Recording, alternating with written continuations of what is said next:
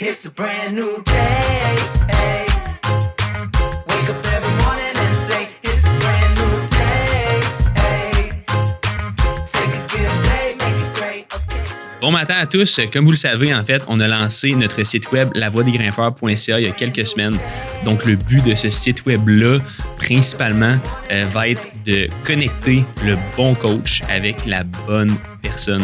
Donc, vous êtes au courant, c'est tellement difficile d'avoir de l'information en ligne. Il y a plusieurs personnes qui vont se proclamer coach puis qui vont donner des conseils à gauche, à droite, sans être spécialisés réellement dans ce qu'ils vont faire. Donc, en fait, avec notre programme Trouve ton coach sur notre site, on va vous aider à briser votre plateau. Puis probablement que vous n'êtes même pas au courant de c'est quoi la pépite d'or qui va vous manquer pour aller passer au prochain niveau dans votre escalade.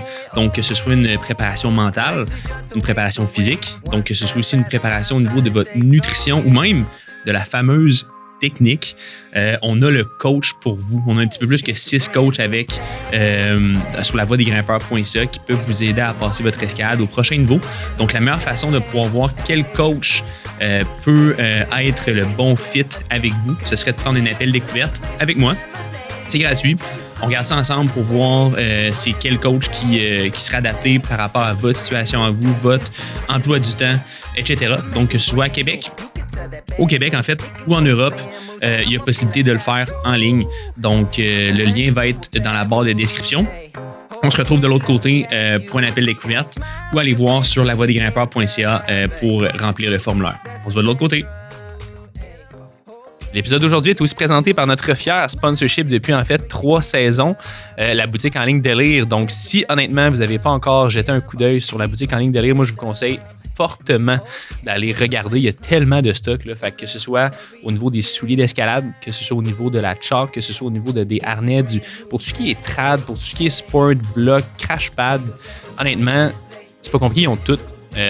On a un code promo qui offre justement le prix de quelqu'un qui est abonné au Délire à toutes les personnes justement qui sont sur le show La Voix des Grimpeurs podcast. Donc avec le code LVDG10, vous allez avoir 10% sur tout ce qu'il y a en stock, qui font de la livraison un petit peu partout à travers la province du Québec. Puis même pour les grosses commandes, il y a possibilité de faire des commandes en Europe.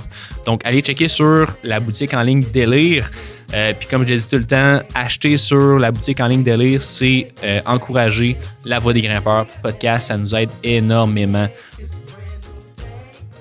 La Voix des Grimpeurs est présentée par InnovaClim. Donc, vous le savez tous, La Voix des Grimpeurs, c'est mon projet de cœur. C'est ce qui me fait vibrer. Ça fait un peu plus qu'1 an et demi que ça roule. Mais ça n'aurait pas pu être possible sans le soutien et le financement d'InnovaClim pour faire avancer ce projet-là. Donc, pour tous les auditeurs qui sont à Québec ou qui sont à Montréal ou à 1 heure de Québec, on va pouvoir leur offrir un prix qu'on va considérer dans nos dossiers comme le prix famille et amis. Donc, si vous voulez une soumission gratuite, ça va me faire plaisir d'aider n'importe quel grimpeur qui soutient le podcast avec son écoute. Donc, juste à me contacter à François B. Sanson sur Instagram ou sur La Voix des Grimpeurs également, puis on va pouvoir faire une soumission gratuite. Merci pour votre soutien. Merci InnovaClim, puis on se retrouve de l'autre côté. Yes! Donc, bon matin à tous et à toutes sur cet bel épisode de La Voix des Grimpeurs. Donc, ce soir, soirée spéciale. On a fermé le magasin Artérix Royal Mount, puis j'ai la chance d'avoir 4 invités de marque avec moi dans le magasin, dans le fond, directement en studio. Puis on a aussi un public en live, donc merci, cher public, d'être là ce soir. Donc pour les personnes qui nous voient, ouais, mais l'applaudissement, je pense que ça vaut la peine. Donc, en fait, c'est fou parce que c'est la 2e fois qu'avec La Voix des Grimpeurs, on fait un événement en live. La première fois, on l'avait fait à l'extérieur, aux palissades de Charlevoix. Donc, ça avait été assez stressant. Merci. Parce que là-bas, il n'y avait pas de prise électrique à portée de main. Ça avait été, en tout cas, pas un bordel, là, mais ça avait été un méchant beau défi. Mais là, ce soir, pour vrai, le setup, selon moi, est incroyable. Puis, la thématique, si on veut, du podcast de ce soir, ça va être les leçons de la montagne. Puis comme je l'ai dit tout le temps, à chaque début d'épisode, le but du podcast, c'est vraiment de rassembler la communauté de grimpe francophone, donc autant au Québec qu'en Europe. Donc, si vous pouvez partager le show, que ce soit sur Spotify, Apple Podcasts, sur YouTube. Laissez un commentaire, ça nous aide énormément. Puis là, sans plus tarder, je vais présenter nos 4 invités de marque qui sont tous des ambassadeurs d'Artérix. Donc, je vais juste nommer leur nom. Puis après ça, je vais leur laisser une petite minute pour parler d'eux. Donc, on a Félicien Roy, Jérôme Saint-Michel, Nathalie Fortin et David Ray. Réal. Que plusieurs personnes prononcent son nom de cette façon. Donc, bienvenue en passant ce soir. En fait, bienvenue chez vous, parce que c'est vous les ambassadeurs Artérix. Merci beaucoup. Avant qu'on commence, là, je suis comme assis, pas assis, mais avant qu'on commence à parler des petites questions que j'avais préparées pour ce soir, j'aimerais ça que vous me parliez un petit peu de votre histoire en tant qu'humain, peut-être aussi en tant que grimpeur, grimpeuse. Puis qu'est-ce qui vous a amené justement à l'escalade en général, puis où c'est que vous en êtes présentement. Là, c'est sûr qu'on est 5 autour de la table, fait qu'on ne prendra pas 20 minutes par personne. Je pense que 20 minutes, ça va être amplement suffisant. Donc, on va commencer avec notre très cher ami David. Bienvenue sur le podcast. Merci beaucoup. Première fois sur le podcast, en fait. Première fois que je fais un podcast. Fait que, moi, dans le fond, l'escalade, c'est pas compliqué. Hein? Je suis un gym rat. Là. J'ai commencé comme beaucoup de jeunes hommes et jeunes dames là, de notre génération à juste comme aller chill au gym. Je pense que comme en 2015, ma soeur m'a donné une accréditation de moulinette pour Noël. Là. Je suis allé grimper, puis j'ai trouvé ça malade, puis ça a parti de là. Après ça, je sais pas, un an plus tard, peut-être déjà qu'on va commencer à m'emmener dehors, puis c'est devenu une passion. Là, nice. Ça s'est développé avant ça. L'habitude. Oui, 100%. Là, t'es rendu dans ta carrière de grimpeur. Là. Je pense que tu voyages un petit peu aussi pour du blog, du sport. Fait que, ouais, je voyage un peu. Je dirais que la plus grosse partie de ma carrière, c'est au Crux encore. Là. C'est de setter et de coacher au Crux. Puis à l'extérieur de ça, j'essaie de voyager, je dirais plus à proximité. Là, fait que je vais beaucoup à Romney, beaucoup à Kamouraska, des places comme ça, pour aller me tester sur des voies dures qui sont établies, puis aussi sur des blocs qui sont au Québec. Nice. Tu as des projets présentement? En ce moment, j'ai 0 projet. Ouais, c'est vraiment bizarre. Au mois de juillet, genre 30 degrés. Ouais, mais j'ai même pas comme un projet en tête. En ce moment, je suis vraiment entre deux. Là, j'ai eu une immense saison l'an passé. Fait que là, j'ai chillé un peu, puis je commence à me réentraîner. Je vais voir un peu où est-ce que je suis dans ma forme. Puis comme en septembre, je vais aller grimper dehors, puis on va essayer de trouver un projet pour 3 mois. Let's go! Exact. Fait que, merci pour ton partage. Ma très chère Nathalie. Combien de minutes déjà? On a 20 minutes par personne. On ne fera même pas des questions, on va juste parler de nous. Ça. J'ai commencé l'escalade dans l'Ouest canadien. Je travaillais là un été, puis je visitais une de mes chums. Puis elle n'était pas disponible. Elle a dit « Demain, veux-tu aller grimper avec mon frère? » J'ai dit « Mais oui. » Puis c'était la piqûre pour... j'ai commencé à grimper le rocher, mais tout de suite, j'ai commencé à grimper de la glace. Et là, c'était vraiment le coup de foudre avec la glace. Je suis vraiment plus une grimpeuse de glace que de rocher. Puis, tu sais, comme on dirait parfois, tu sais, de façon naturelle, la glace t'amène à la montagne. Fait que là, j'ai commencé à faire des 4000 mètres dans l'Ouest canadien. Et puis, là, j'avais envie de savoir comment mon corps se comportait. Donc, je suis allée faire des 6000, puis des 7000, puis des 8000. Okay. Donc, c'est vraiment tout ce qui est, tu sais, côté endurance, engagement, là, qui vient me chercher là, dans tout ça. C'est fou, ça. Puis également, les choses importantes pour moi, c'est de donner à ma communauté. Puis j'ai construit une communauté de femmes là, qui s'appelle Des femmes et des lames. Ouais. Parce que vu que je donne des cliniques gratuitement pour elles, en dry tooling et en glace, je voulais qu'il y ait, pas seulement que je donne un momentum, mais qu'il y ait une continuité là-dedans. Donc, la continuité, c'était de créer une page Facebook pour elles.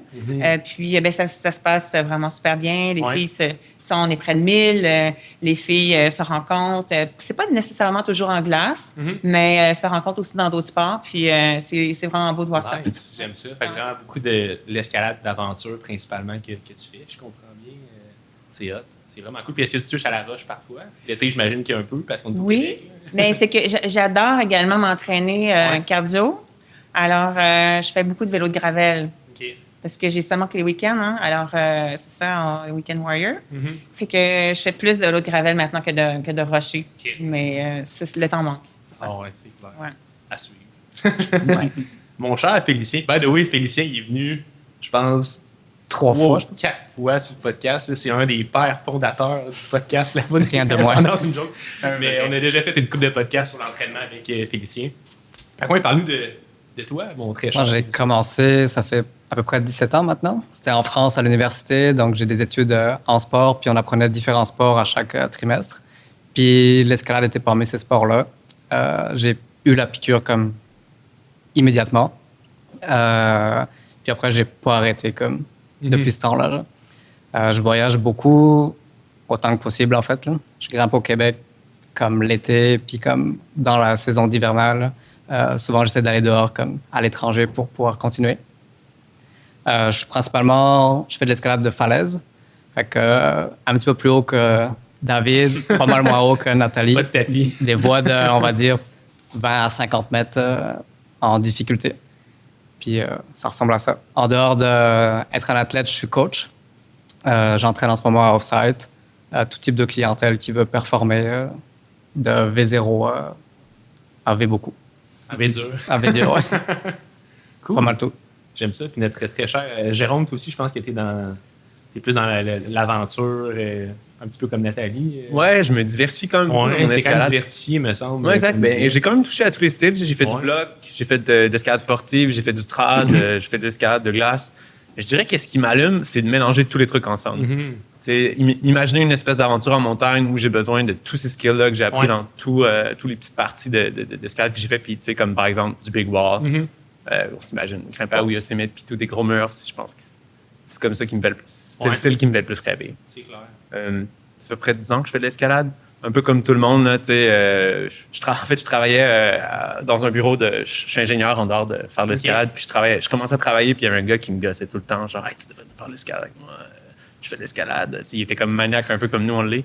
Puis là, moi, il m'énervait un peu, en fait. Là. C'est parti. Puis j'étais comme, que je vais y aller, là, tu sais. Ouais. Puis là, j'étais super hook. J'étais allé à Mecque, je me suis acheté une corde, des gaines, puis boum. Nice, c'est cool ça. Puis là, dans le fond, vous avez tous quel âge à peu près? Parce qu'on a quand même. Moi, j'ai 30 ans. Toi, David, 30 ans. t'as 30. Nathalie. Passe. Félicien. 38. 38. T'as 38 ans? Ouais. Moi, je savais Je pas. suis pas si jeune. Moi, j'ai 37. 37. De toute façon, ça peut se trouver sur Internet. Hein, mais, Ok, parfait. j'ai plus 50. Nice. Fait que c'est le fun que on. Tu sais, d'un, moi, je fais principalement plus du bloc en général, comme David. Quoi que David, tu fais quand même de la voix aussi. Moi, je dirais que je suis pas mal 50-50. Ouais. 50-50, ouais. Fait que tu sais, c'est cool parce que tu sais, les 5 personnes qui sont autour de la table présentement, ceux que moi, je me considère pas comme un athlète de haut niveau, comme exemple, vous 4. Tu sais, je pratique l'escalade probablement comme si j'étais un athlète de haut niveau, mais j'ai pas le niveau de, tu sais, vous deux, surtout en escalade sport et en termes de bloc. Jérôme aussi, je sais pas si tu fais du bloc un peu, mais bref, ça pour dire que on a toutes les disciplines. Exact, on a à toutes quatre, les là, disciplines, ou presque, là. puis on a toutes aussi tu sais, on est quand même variés en termes d'âge. Je sais qu'on a des gars, des filles. Fait que je pense que ça va être une belle discussion par rapport à justement les leçons, dans le fond, que les montagnes peuvent nous amener. Fait que c'est sûr qu'en bloc, c'est des sorties des fois qui sont un petit peu moins aventureuses qu'en sport ou bien qu'en alpinisme. Mais là, il y a une question qui me montre. C'est quoi les plus folles histoires? Ça n'a même pas rapport avec les questions. Puis c'est exactement ça que je disais avant le podcast. On risque de On est pas partir prêt. sur des chires interminables. Mais c'est quoi une drôle d'histoire qui vous est déjà arrivée quand vous êtes allé en montagne? Est-ce que il y a des histoires qui vous montent comme ça en tête? Ça se dit pas. Ça se dit pas? Non. Pas Ben, en moi, particulier. là. Ouais, Vas-y, Moi, vas-y. je t'en Ah, racontais une. J'étais au Gachabrum, au Ouais. Pakistan. Puis là, on s'en allait, moi. Là, j'étais avec une équipe. Je sais pas avec mon équipe initiale, mais j'étais avec des Européens. Puis moi, j'ai des problèmes très sévères de gorge. OK. Fait que à ce moment-là, j'avais pas connu encore la codéine, alors que maintenant, je prends de la codéine. Mais je prenais de l'ail à ce moment-là. Dans la bouche, j'avais tout le temps de l'ail, puis je squeezais, tu sais, pour que tu sais, ça descende dans la gorge pour m'arrêter de tousser. Puis, écoute, il y a un white-out qui est arrivé et il y en a un qui est tombé dans une crevasse. C'est que là, on était 3.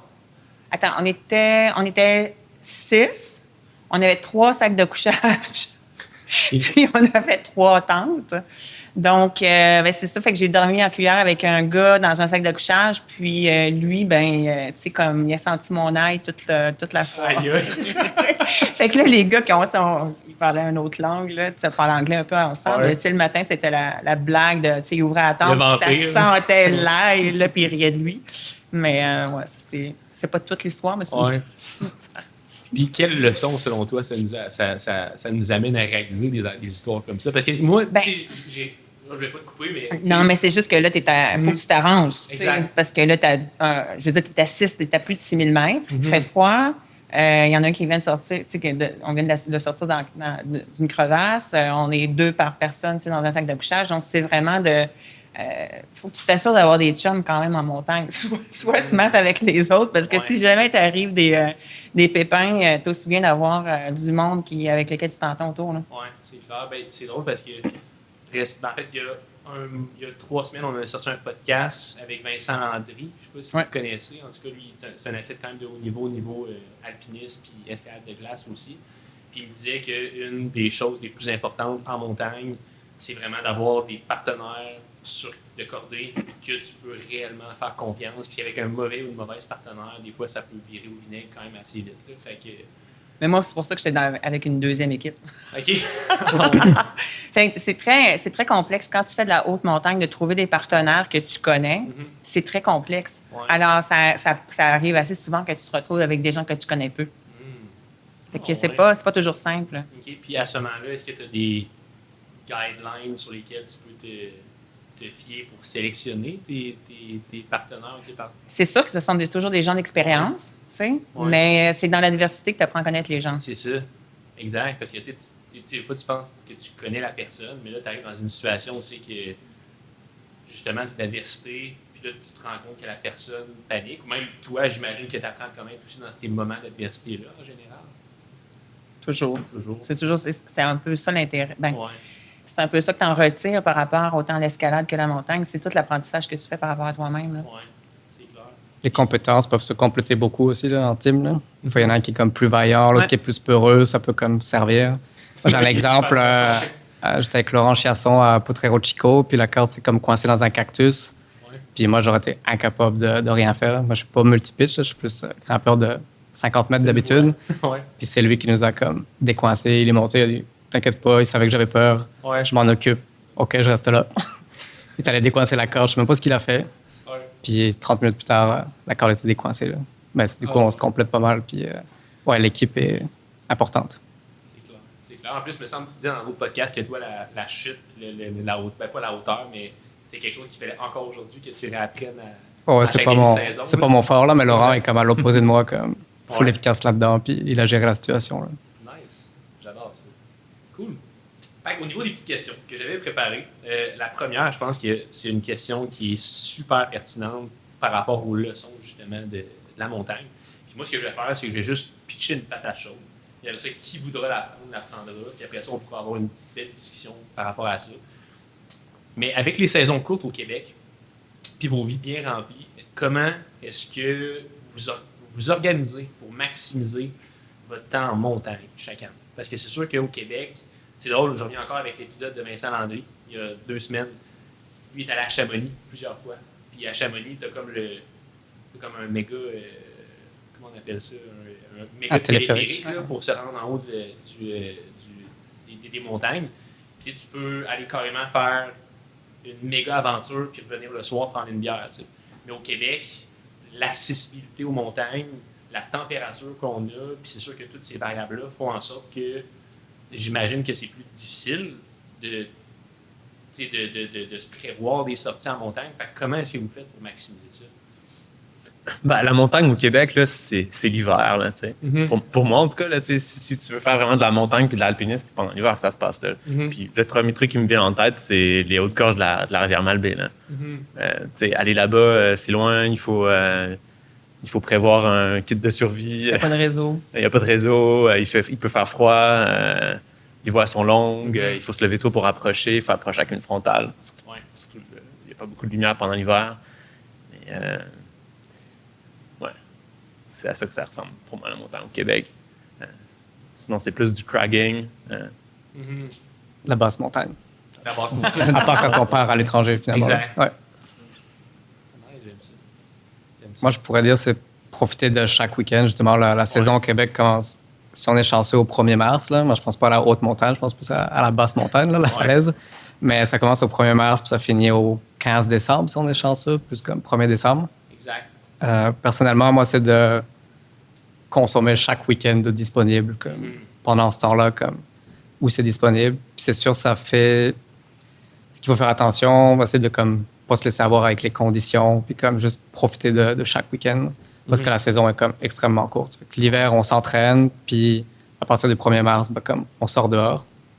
Moi, j'essaie d'agrandir beaucoup les saisons avec les voyages à l'étranger, fait que souvent, un mois avant, un mois après, on essaie de partir à des destinations plus chaudes. Puis ça permet d'agrandir un peu la saison. Mais sinon, d'être chaque week-end dehors. Yeah.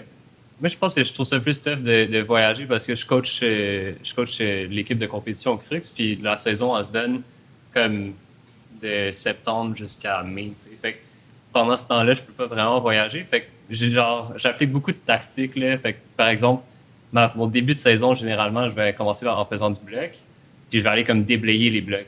T'sais. Fait que du moment qu'il fait chaud, les blocs sont secs, sont prêts à être grimpés.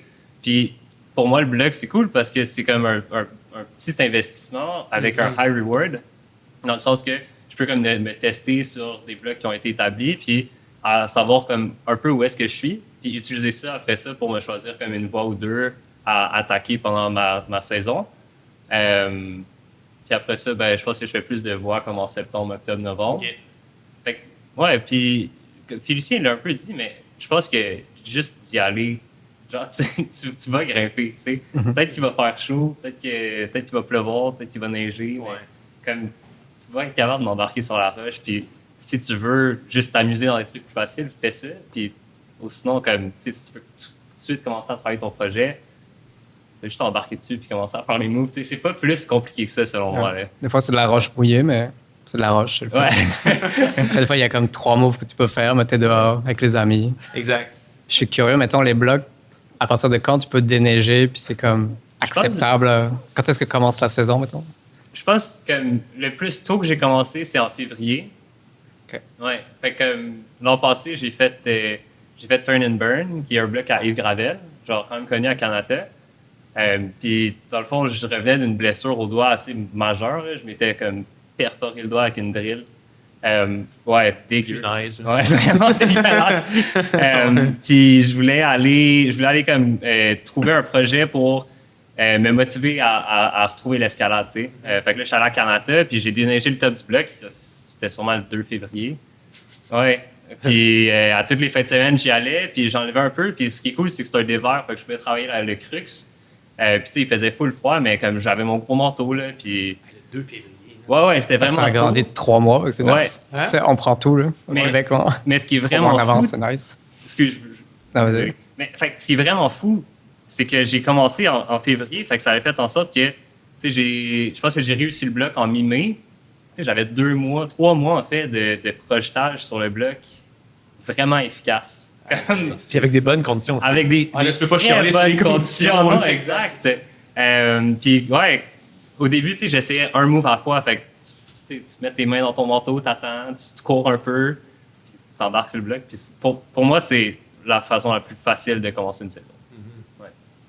De jamais la terminer, dans le fond. Ouais, exact. On déneige les blocs. Techniquement, au Québec, tu peux quasiment... si t'es motivé, tu peux grimper jusqu'au mois de décembre.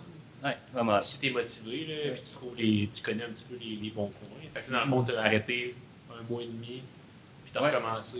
Dans le fond, j'ai arrêté 40 jours parce que c'est le nombre de temps que ça prend pour un os, pour que l'os il se reforme.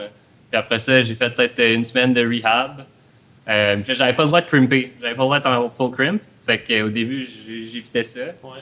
Puis après ça, mon physio m'a donné le go pour le full crimp. Puis je suis allé à fond. Puis ça s'est full bien passé. C'est tout ce que je peux dire.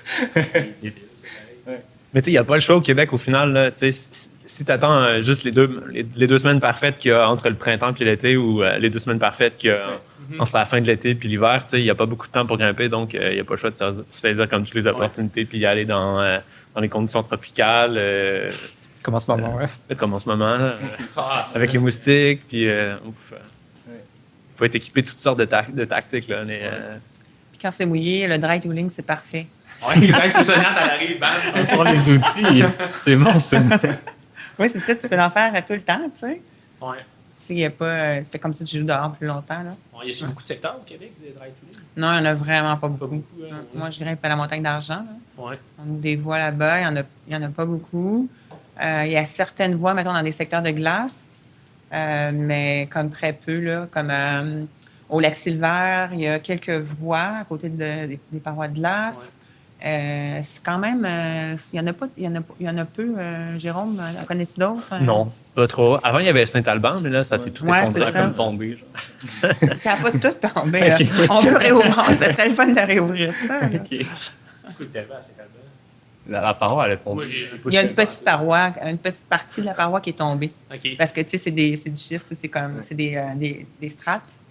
Puis l'eau monte très haut, fait que ça s'était une partie qui s'était OK. effondrée. Très sédimentaire. Moi, je me souviens d'avoir marché là-bas, puis d'être un peu dans mes débuts d'escalade, puis tu sais, voir des bouts de roche qui étaient tombés d'en haut, puis il y avait des bolts sur les bouts de roche. Là, tu sais. La grimpe évolutive. Mais il y a aussi des gens qui mettaient des bottes en bas pour s'auto-assurer. Peut-être. En tout cas, je ne veux pas que les gens aient peur. Tu sais, mettons, parlant de conditions, Nat, est-ce que, tu sais, là, mettons, David parlait de conditions par rapport à la roche, mais est-ce qu'en escalade de glace, il y a des bonnes conditions en tant que telles qui sont plus favorables que d'autres? Tu parlais de projet, justement. Ouais. C'est pas toujours simple par rapport à quand est-ce que je vais prendre mes vacances pendant l'hiver. Est-ce C'est ça. que les conditions vont être bonnes? Est-ce que je vais m'en aller sur la Côte-Nord? Les conditions à ce moment-là sont pas pires?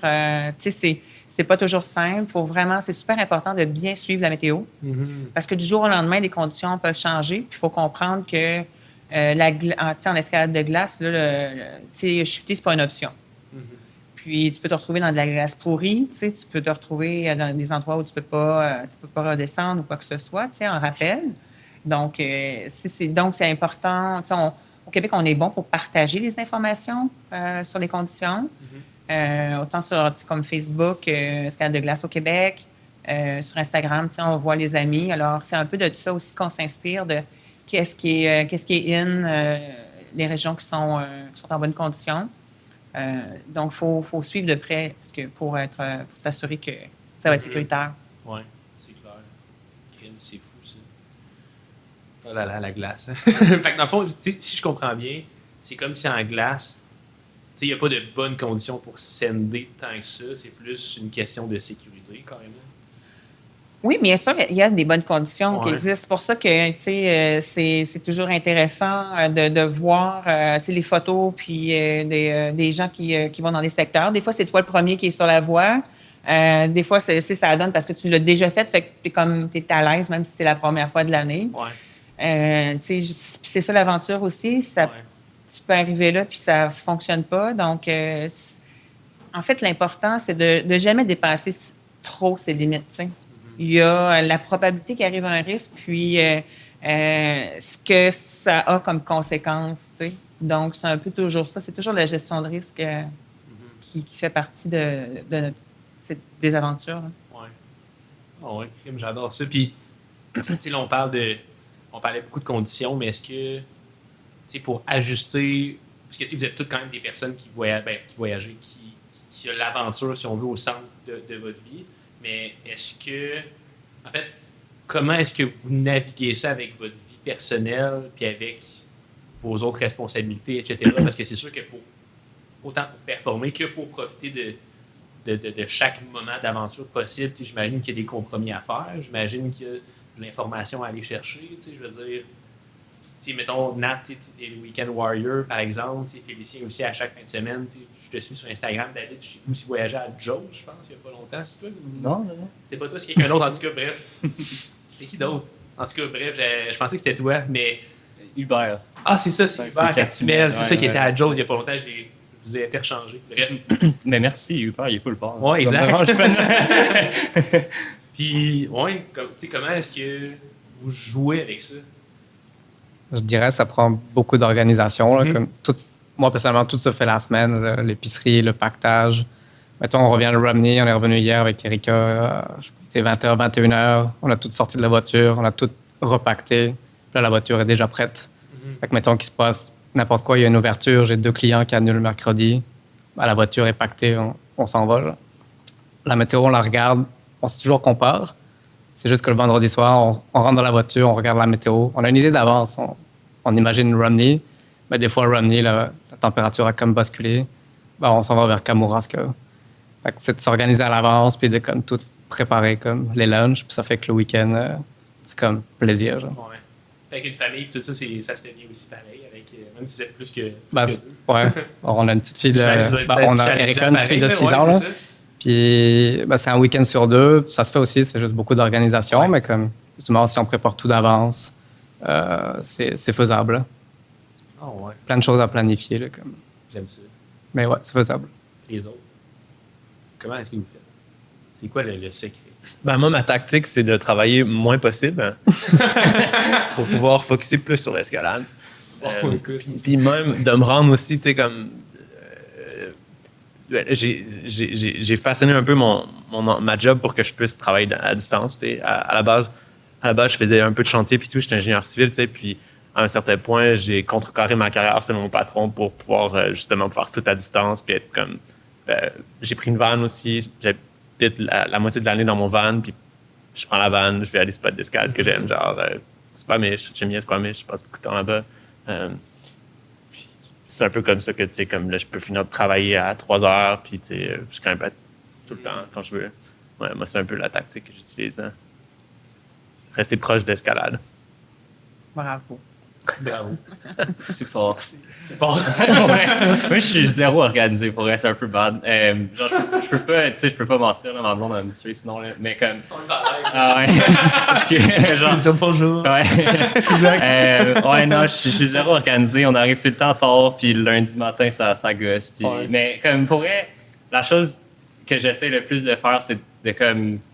Je l'ai dit tantôt, là, mais de pas trop y penser. Genre, juste, va t'amuser, c'est pas grave, tu sais, si t'as pas fait de l'épicerie, genre, comme tu vas te faire un genre, genre, Fait que t'es Mais toi, c'est chums, pas ils grave. ont fait l'épicerie, Tu travailles genre, pas, tu fais pas de la d'épicerie, bouffe. tu t'en vas juste être non, mais Tu pour le fais vrai, sur la route, là. genre, Mais tu c'est t'arrives vrai. sur la route, tu le fais en revenant, tu Ouais. vas t'acheter un Tu manges lunch pas. au IGA le lundi, tu sais, c'est pas la fin du monde, genre, puis pour vrai, si t'aimes ça tant que ça, vas-y, genre, je suis plate, hein, j'ai pas une bonne Non, mais réponse, c'est mais correct, c'est... Non, mais c'est bon, suis pas assez organisé. s'enlever les barrières classiques. Ouais, Ouais, Non, exact. comme, je suis pas assez organisé pour faire comme moi le mercredi soir je fais mon pack-sac puis là genre je pars le vendredi comme des fois le vendredi j'ai un client puis je suis comme dude, je peux même pas partir comme j'ai oublié que j'avais un client puis tu sais, ouais je suis vraiment dernière minute dans mes prises de décision mais pour moi ça marche bien.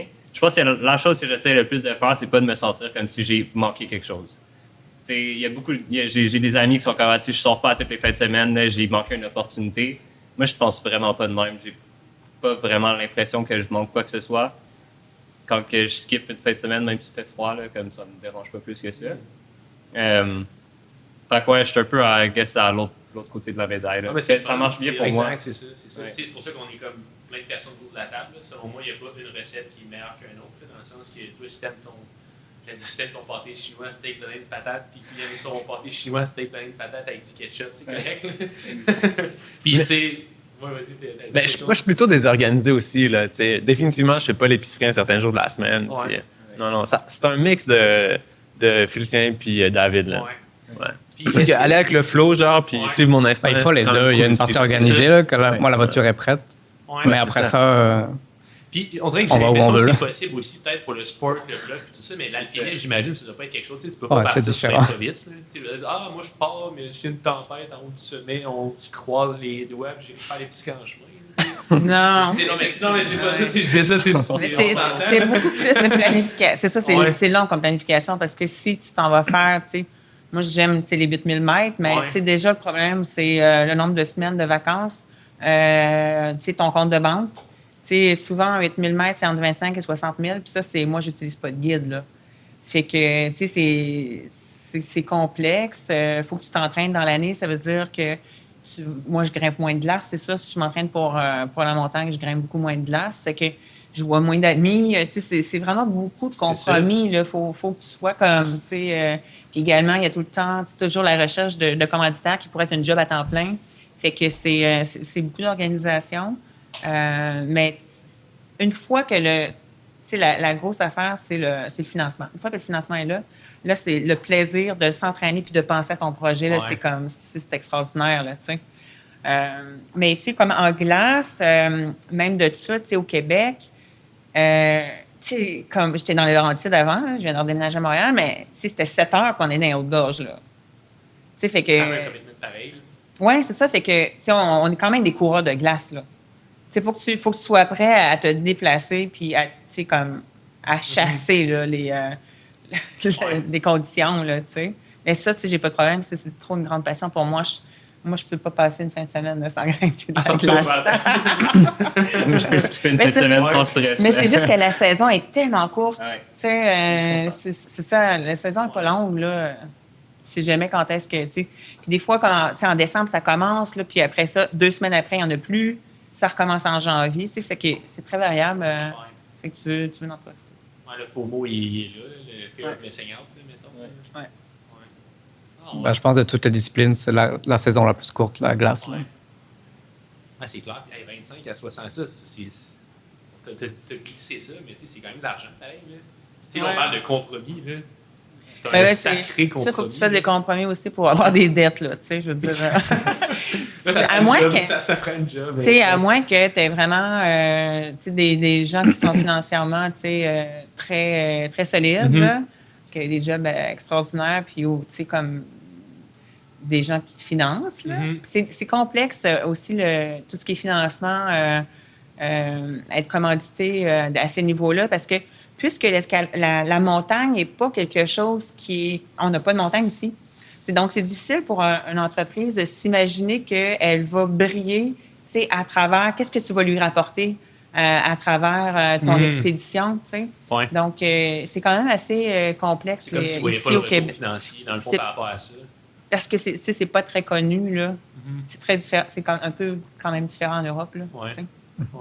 Ouais, parce que j'imagine qu'en Europe, ben, tu sais, vous avez pas tout voyagé plus que moi pour l'escalade, mais j'imagine qu'en Europe, de base, que ce soit de glace, de roche, peu importe, je veux dire, c'est plus présent qu'au Québec. Là. Le Ça, sport les est plus vieux, on s'entend. La montagne est à côté de chez eux, là. C'est ça. Beaucoup d'athlètes. Oui. Mais c'est vraiment intéressant, ça. Intéressant, ça, ouais, mettons la recherche de sponsorship par rapport à tout ça. Puis, il faut que tu sois motivé. Là. Des fois, ça démotive. Exact. Ouais. C'est ça. Parce que tu as une vision de vouloir faire cet objectif-là, mais c'est pas juste tes qualités physiques qui peuvent t'en empêcher. Alors que la roche, c'est pas un commitment. Mettons que tu veux faire un voyage, ça sera pas un commitment de 25, 60, 60 000 Fait que c'est ça. Bref, j'aime ça. Cool. Motivation. Motivation, justement. C'est quoi vos motivations par rapport à ça? Par rapport à... C'est quoi la motivation que ça vous prend, justement, pour maximiser vos sorties en escalade, pour arranger tout ça? Je suis pas sûr de comprendre cette question-là. Là. Ici, là, tout le monde, je crois, c'est motivation infinie. Là. Nathalie parlait, c'est la passion. Là. Au final, on est tellement passionné que peu importe ce qui se passe, on fait juste y aller. Puis si la météo est pas belle, on y va. Si l'épicerie est pas faite, on y va. Okay. Après, des conditions de sécurité, mais en gros, on est drivé par juste être dehors en nature. Si la cascade n'est pas en état, on va en trouver trouver une Montréal. autre. Là. Ouais, c'est ça. 14 heures. J'ai déjà fait de la Gaspésie, aller-retour des Laurentides. 26 heures de voiture, aller-retour dans la fin de semaine. Wow. Exact. On s'arrange, là. Ah, mais c'est fou parce que, en fait, pourquoi je lançais juste le mot motivation sur la table, c'est que, nous tous, puis surtout vous quatre, vous êtes des personnes super motivées, mais je veux juste que les gens qui nous écoutent se rendent compte, dans le fond, de c'est quoi la motivation que ça prend pour pratiquer soit à un niveau supérieur ou pour faire ce que vous faites. Pour moi, la motivation, c'est pas 100%. C'est très on and off, je dirais. Il y a des moments où est-ce que comme la flamme est à fond, puis c'est comme souvent, mettons, genre, je sais pas, genre, je viens de découvrir un nouveau projet. ou comme je me donne un nouvel objectif. Tu sais. Of course, tu vas avoir comme un méga boost de motivation. Moi, la partie où est-ce que je trouve ça le plus tough de garder ma motivation, c'est quand que je m'entraîne puis j'essaie d'imaginer un certain benchmark qu'il faut que j'aille pour comme, réussir une certaine cote ou une certaine voie. Tu sais. Puis là, si j'atteins pas ce benchmark-là, ça devient comme tough de garder la motivation pendant la saison de training. Fait que ça, c'est quelque chose que j'ai essayé d'arrêter de faire, de comme me donner un benchmark arbitraire de comme force de doigt pour essayer de grimper X cote. Parce que j'ai jamais trouvé que ça fonctionne. En tout cas, pour moi, ça fonctionne pas. Là. J'ai jamais atteint mes benchmarks puis j'ai toujours réussi mes objectifs. Fait que c'est comme... puis après ça, c'est normal que la motivation, elle shift à travers le processus dans un projet. Tu sais. Je pense que ce qui est vraiment important, c'est de rester le plus constant possible dans tes affaires, même quand tu n'es pas particulièrement motivé. Fait que, peut-être que je me trompe, mais moi, je suis allé souvent grimper pas motivé. Parce que c'était important pour moi. Puis j'ai mis tellement d'efforts pendant ma saison d'entraînement, mettons que je trouve ça comme fou un peu de me dire genre, je suis pas motivé, je vais pas y aller. Une fois que j'ai commit à quelque chose, on dirait que c'est juste de check des boîtes rendues là. Puis pour moi, juste le fait de check des boîtes, ça l'aide. Là, je me dis, il faut que je mette 15 sessions, puis j'ai un petit carnet, je check des boîtes, puis au bout de 15 sessions, si j'ai pas réussi, ben je rajoute des boîtes. C'est pas compliqué. Puis si j'ai réussi avant ça, c'est un plus gros check, c'est cool. Mais ouais, j'ai vraiment pas une motivation infinie. C'est chambranlant. Ouais. Je serais curieux de vous entendre, vous autres, là-dessus. Mais moi, je relate vraiment beaucoup à ce que tu as dit par rapport à tu sais, là, tu t'entraînes, tu mets des efforts. Moi, si j'ai levé de la fonte tout l'hiver là, au gym, là, tu sais, puis j'avais un objectif en tête, puis il faut que j'aille à la falaise, tu sais, ben, pas nécessairement toutes les fois que je me lève que je suis super excité d'y aller, tu sais, puis je me dis, j'ai mis tellement les efforts, tu sais, il faut que j'y aille, puis que ça, même si je réussis à faire un move de plus, de linker un move de plus ou de découvrir un pied 2 cm à côté de l'autre, là, des fois, ça peut faire full la différence là, sur ma motivation. Là. Mais tu sais, ouais, définitivement, je vais y aller même des fois en final que je suis pas super motivé. Là. Ouais. Essayer de se motiver sur pas grand-chose, c'est quand même efficace aussi. Tu trouves comme un petit pied qui fait toute la différence. Puis, tu de dopamine. T'es comme ça, c'est hot, man. Comme, tu le fake un peu, tu sais, puis à un moment donné, ça marche. Que, ouais. Ah non, ça peut être sac sur un micro-bêta, là, tu sais. Ah, ça peut être... Surtout sur du granit, là. Le rocher granitique, il offre beaucoup de subtilité quand même, là. J'essaie de le partager aussi. Si j'ai trouvé quelque chose, admettons, quand j'arrive chez nous, comme je viens d'en parler avec mes amis ou je viens d'en parler avec ma blonde, je fais genre, comme, il y a eu ça qui s'est passé aujourd'hui, puis tout le monde est comme, good job, Dave. Même pas, c'était comme, that much closer, tu sais. Puis ça, c'est quand même gros. Puis quand il y a moins ça, tu sais, si, admettons, j'ai trouvé tout le bêta, puis là, je sais que je suis prêt à sender. Puis là, on dirait que je trouve plus d'autres bêtas, puis j'apprends pas. Puis là, je stagne un peu sur le projet. Là, c'est tough de rester motivé. Là. Puis pour moi, le truc, c'est de revenir dans les étapes, puis de revenir au travail à la place d'essayer de sender. Après 2-3 sessions, si j'ai pas sendé, je reviens au travail. Ça vaut pas la peine de continuer ça. Ouais. Plus l'objectif est gros, plus il faut se satisfaire de comme micro-détails. Les premiers objectifs qu'on avait, peut-être il y a comme 10 ans en arrière, ça allait vite, mais là, comme plus on avance dans les codes, plus c'est dur, puis plus c'est des processus de genre, des fois 2-3 ans. Là. Donc, il faut comme regarder le moindre détail. Là, comme. J'ai avancé, j'ai même pas encore touché la prise, mais je suis avancé de 3 cm de plus, puis c'était cool. Mais je pense que tu l'as dit, c'est la constance. Tu sais, garder le momentum. Si, par exemple, on passe à l'escalade de glace, puis qu'on grimpe, comme moi, je grimpe juste les week-ends, si tu es un week-end sans grimper, il y a tout l'engagement. Tout ton cerveau, lui, il fait un processus d'engagement. Fait que si tu es 2 semaines sans grimper, tu te retrouves pas à l'aise. Donc, tu peux difficilement progresser parce que tu peux même reculer parce que c'est aussi bien reculer justement pour ne pas te faire peur. Mais le momentum se conserve pour justement être motivé. Moins tu grimpes, plus tu as peur. Donc, la constance, je pense que c'est la meilleure façon d'être motivé. C'est clair. On avait jasé de ça la dernière fois au event Artérix. Ouais, genre de s'exposer plus souvent. Admettons, on parlait de tomber en lead, tu sais, puis comme moi, admettons, je fais du bloc pendant 6 mois. La première fois que j'arrive à Romney, j'ai tellement peur. Comme, je ne sais même pas parler sur ma faute, puis j'ai peur, tu sais. Puis je fais du sport, imagine. Anyways, fait comme, quand j'en avais parlé avec Nat, elle était comme, ouais, comme moi, il faut que je fasse du lead à toutes les fins de semaine. Il me semble que ça ressemble à ça, ce que tu m'avais dit. Puis j'étais genre, yo, je passe des mois sans faire des leads. Of course que j'ai peur. Puis c'est fou, c'était juste comme un shift dans ma tête de comme, ben ouais, c'est tellement clair que si tu fais juste plus t'exposer, ça va faire moins peur, tu sais. Il y a des gens, hein. Ouais. Ouais. Il y a des bonnes chances. Idem, moi aussi, j'ai peur quand même. Je dirais pas que je suis le gars le plus courageux, certainement pas. Si je grimpe pas, puis tu sais, j'en fais de l'escalade de glace l'hiver, puis à chaque année, c'est à recommencer un peu le processus de tu sais, comme, de mettre dans cette espèce de mind là où tu peux pas tomber, genre, parce que vu que t'as des couteaux dans les pieds puis dans les mains, là, tu sais, tu vas te faire mal. Puis ouais, il y a définitivement pas une saison où je me sens hyper courageux puis que direct en partant, ça va bien. À chaque fois, faut recommencer, là, tu sais. Même affaire pour le sport l'été. Ouais. Mais genre, moi, personnellement, j'en connais pas trop là, des gens là, comme ça qui sont comme super reckless. Des fois, en apparence, en fait, quand tu regardes les gens, genre, tu sais, des fois, c'est lui, il doit pas avoir peur, c'est tellement facile, mais tu sais, quand on est conversant avec eux aussi, ils ont peur au final, là, tu sais. Ils sont juste vraiment courageux. Ou ça paraît pas, tu sais. Ouais. Mais tu sais, tu peux avoir peur puis être juste comme full courageux puis juste comme go for it quand même. Puis, tu sais, si tu fais un peu de risk management, c'est correct d'avoir peur. Là, tu sais, je pense que ça va jamais partir. Exact, ouais. Ouais, c'est ça, c'est intéressant parce que c'est ça, moi, je pense que j'ai quand même peur, mais je sais pas à quel point ça paraît. Je pense que ça doit pas trop paraître, genre, tu sais. Moi, je c'est ne que dois pas tu le savoir, en fait. Ouais, quand même. Ouais. Maintenant, ils le savent. Non, Je pense que les gens nous voyaient plus en début de saison aussi, là, les 3 premiers week-ends. Peut-être là, ils verraient nos vraies peurs. Là, parce que ouais, ça crie quand on saute. Là. J'avais vu une vidéo de toi là, il y a pas longtemps. Ouais, c'est sûr que le premier mois, ben, justement, on commence la saison, on grimpe beaucoup. Puis moi, j'essaie dans les 4 premiers week-ends, c'est genre 15 chutes par jour.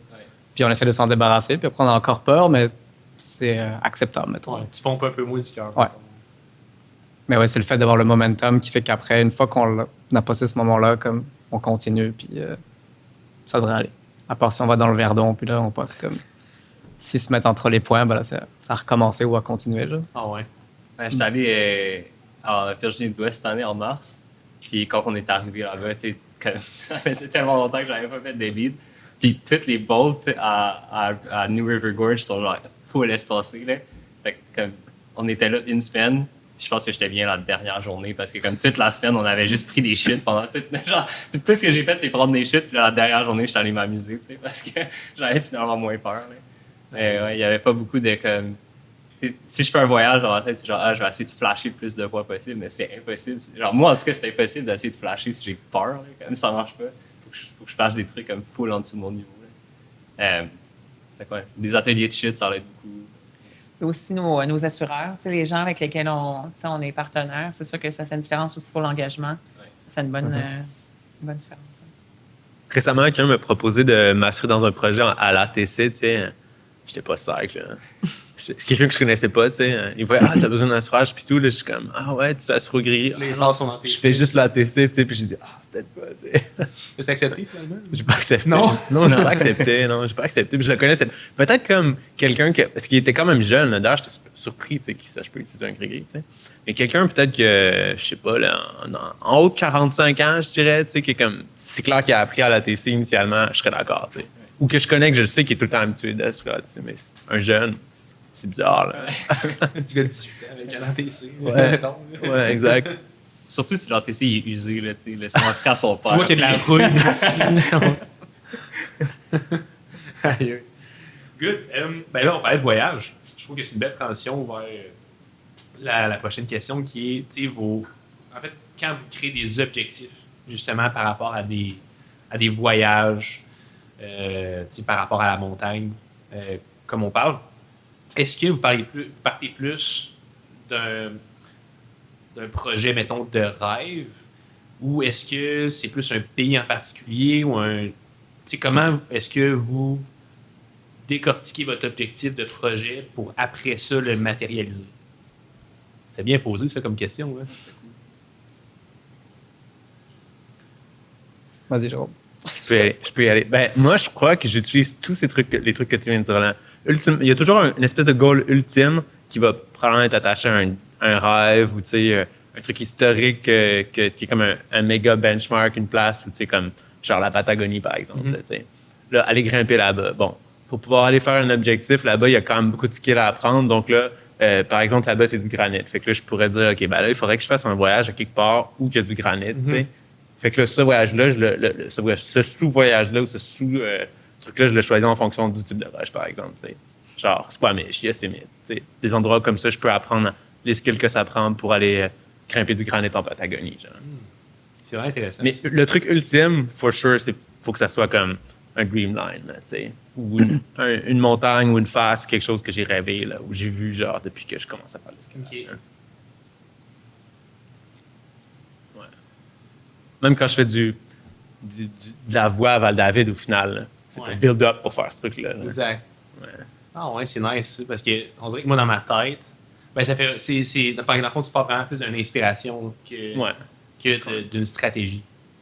Dans le sens qu'il y a du monde qui vont peut-être plus regarder la température, OK, à ce temps-ci de l'année, c'est vraiment mieux là-bas, puis qui vont comme build up autour de. De leurs vacances, Ouais. genre leurs 2 semaines de vacances, ouais, où ça va être le mieux, ben ouais, ça fait du sens aussi. Mhm. Tu sais.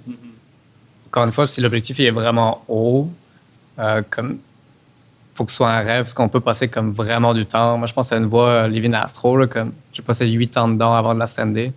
Mais quand je suis arrivé, je grimpais 12 heures, puis je l'avais vu, puis j'étais comme, un jour, je veux faire ça, genre. Mais là, ce qui m'a fait tenir 8 ans là-dedans, c'est que c'était un rêve, puis je m'en fichais du temps que ça allait comme mettre pour l'ascender, genre, je savais que je voulais la faire comme à long terme, genre. Mhm. Fait qu'il faut que ce soit une voie, soit historique, soit une inspiration que quelqu'un, un ami a fait, nous en a parlé, puis nous a fait rêver dedans. Soit la ligne est vraiment belle. Moi, mettons, Tom et Jerry au Verdon, là, la voie est comme magnifique. Je sais que je veux la faire un jour. Eravela en Espagne. C'est des voies comme, qui nous font rêver, puis on a le goût de comme, mettre en place tout notre entraînement, puis toute notre stratégie pour comme, aller là-bas, genre. Fait quoi, des voies esthétiques, des voies nice, là. Ouais, exact. Oui, c'est souvent ça qui nous attire l'œil, c'est l'esthétisme là, de la voix. L'engagement, moi aussi, une chose que je recherche. J'aime la glace. Je trouve que la montagne, c'est engageant. Puis la difficulté. Je pense que c'est un peu tout ça qui fait en sorte qu'on a le goût d'aller vers une voie. Tu sais, tu regardes les grandes classiques, comme tu disais, puis je pensais exactement à la Patagonie. Je pensais, tu sais, comme des grandes classiques qui existent dans le monde, puis c'est comme, tu as le goût d'être là. Tu sais, il y a l'endroit qui te fait rêver, il y a la beauté de la chose, l'historique qui est derrière.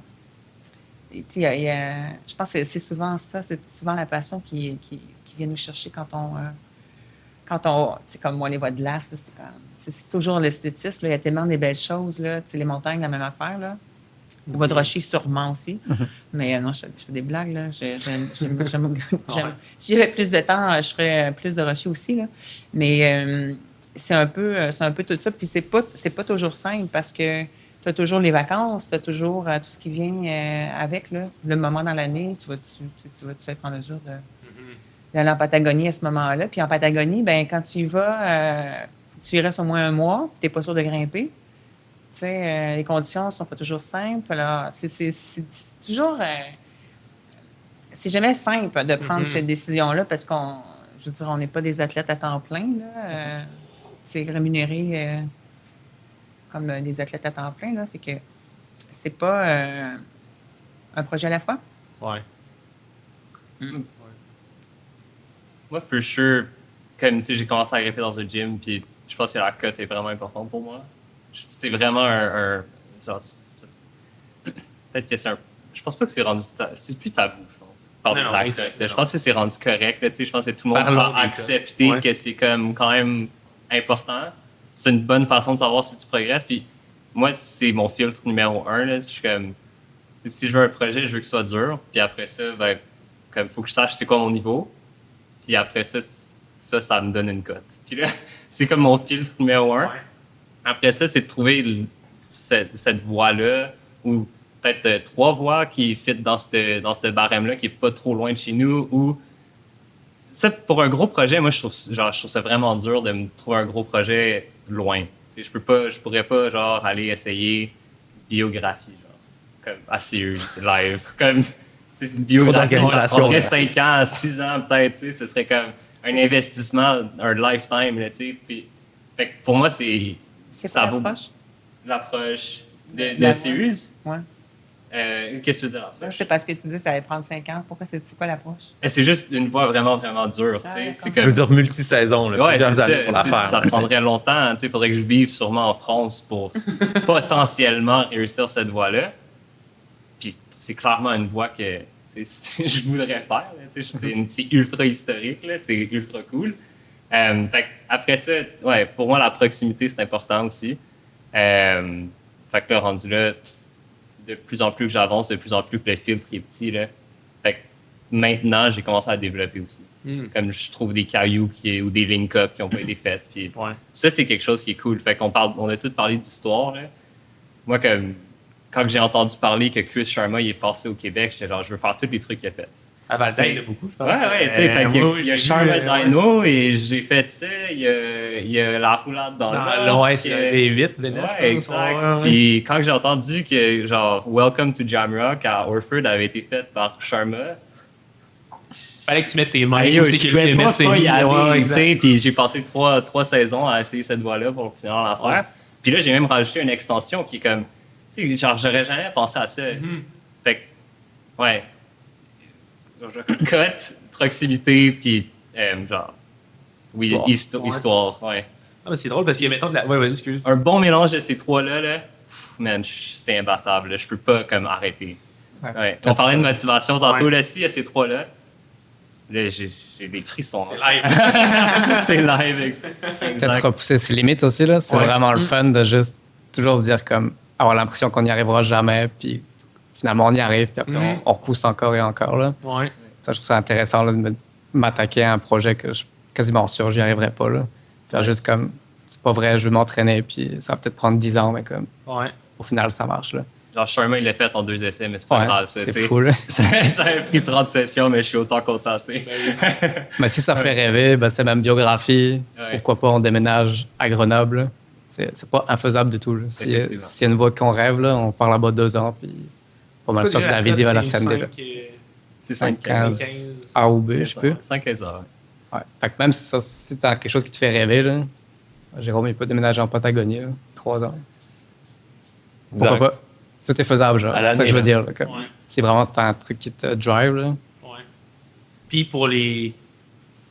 Tu sais, pour les gens qui nous écoutent, y a-tu des trucs que vous pourriez donner pour des gens justement qui voudraient se planifier des voyages, mais qui sont pas autant. Qui n'ont pas autant la motivation que. Peut-être commencer plus local. là. Ouais, Peut-être ouais. juste se dire justement, Peut-être dans ce le week-end, local, j'ai pas ouais. planifié, mais comme, let's go, allons à Romney. Ouais. Puis une fois à Romney, je vais voir qu'est-ce que je grimpe, genre, Ouais. avant d'aller en Patagonie, peut-être.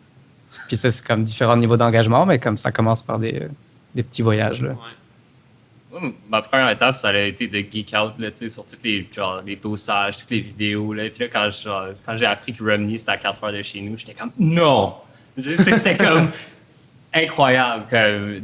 J'ai vu David Graham, puis de ça, sur les vidéos, grimper des Astro, tu sais. Puis là, je fais le sien qui essaie Astro. Puis là, je suis tous les liens se font dans ta tête. Puis là, on dirait que ça devient un truc plus complet, tu sais. C'est plus juste Romney puis Living Astro dans une vidéo. C'est comme, je peux aller toucher à la roche, je peux y aller plusieurs fois par saison, je peux apprendre à connaître les gens qui vivent là-bas, je peux, tu sais, m'intégrer dans la communauté.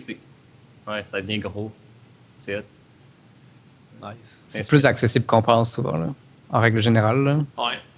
Ah, ben, j'ai l'impression que les gens, c'est ça, ils voient ça comme. Tu sais, ils voient ça gros et impossible, si on veut. Là, mais la Mhm. façon que vous parlez, c'est vraiment très. Tu sais, c'est pas.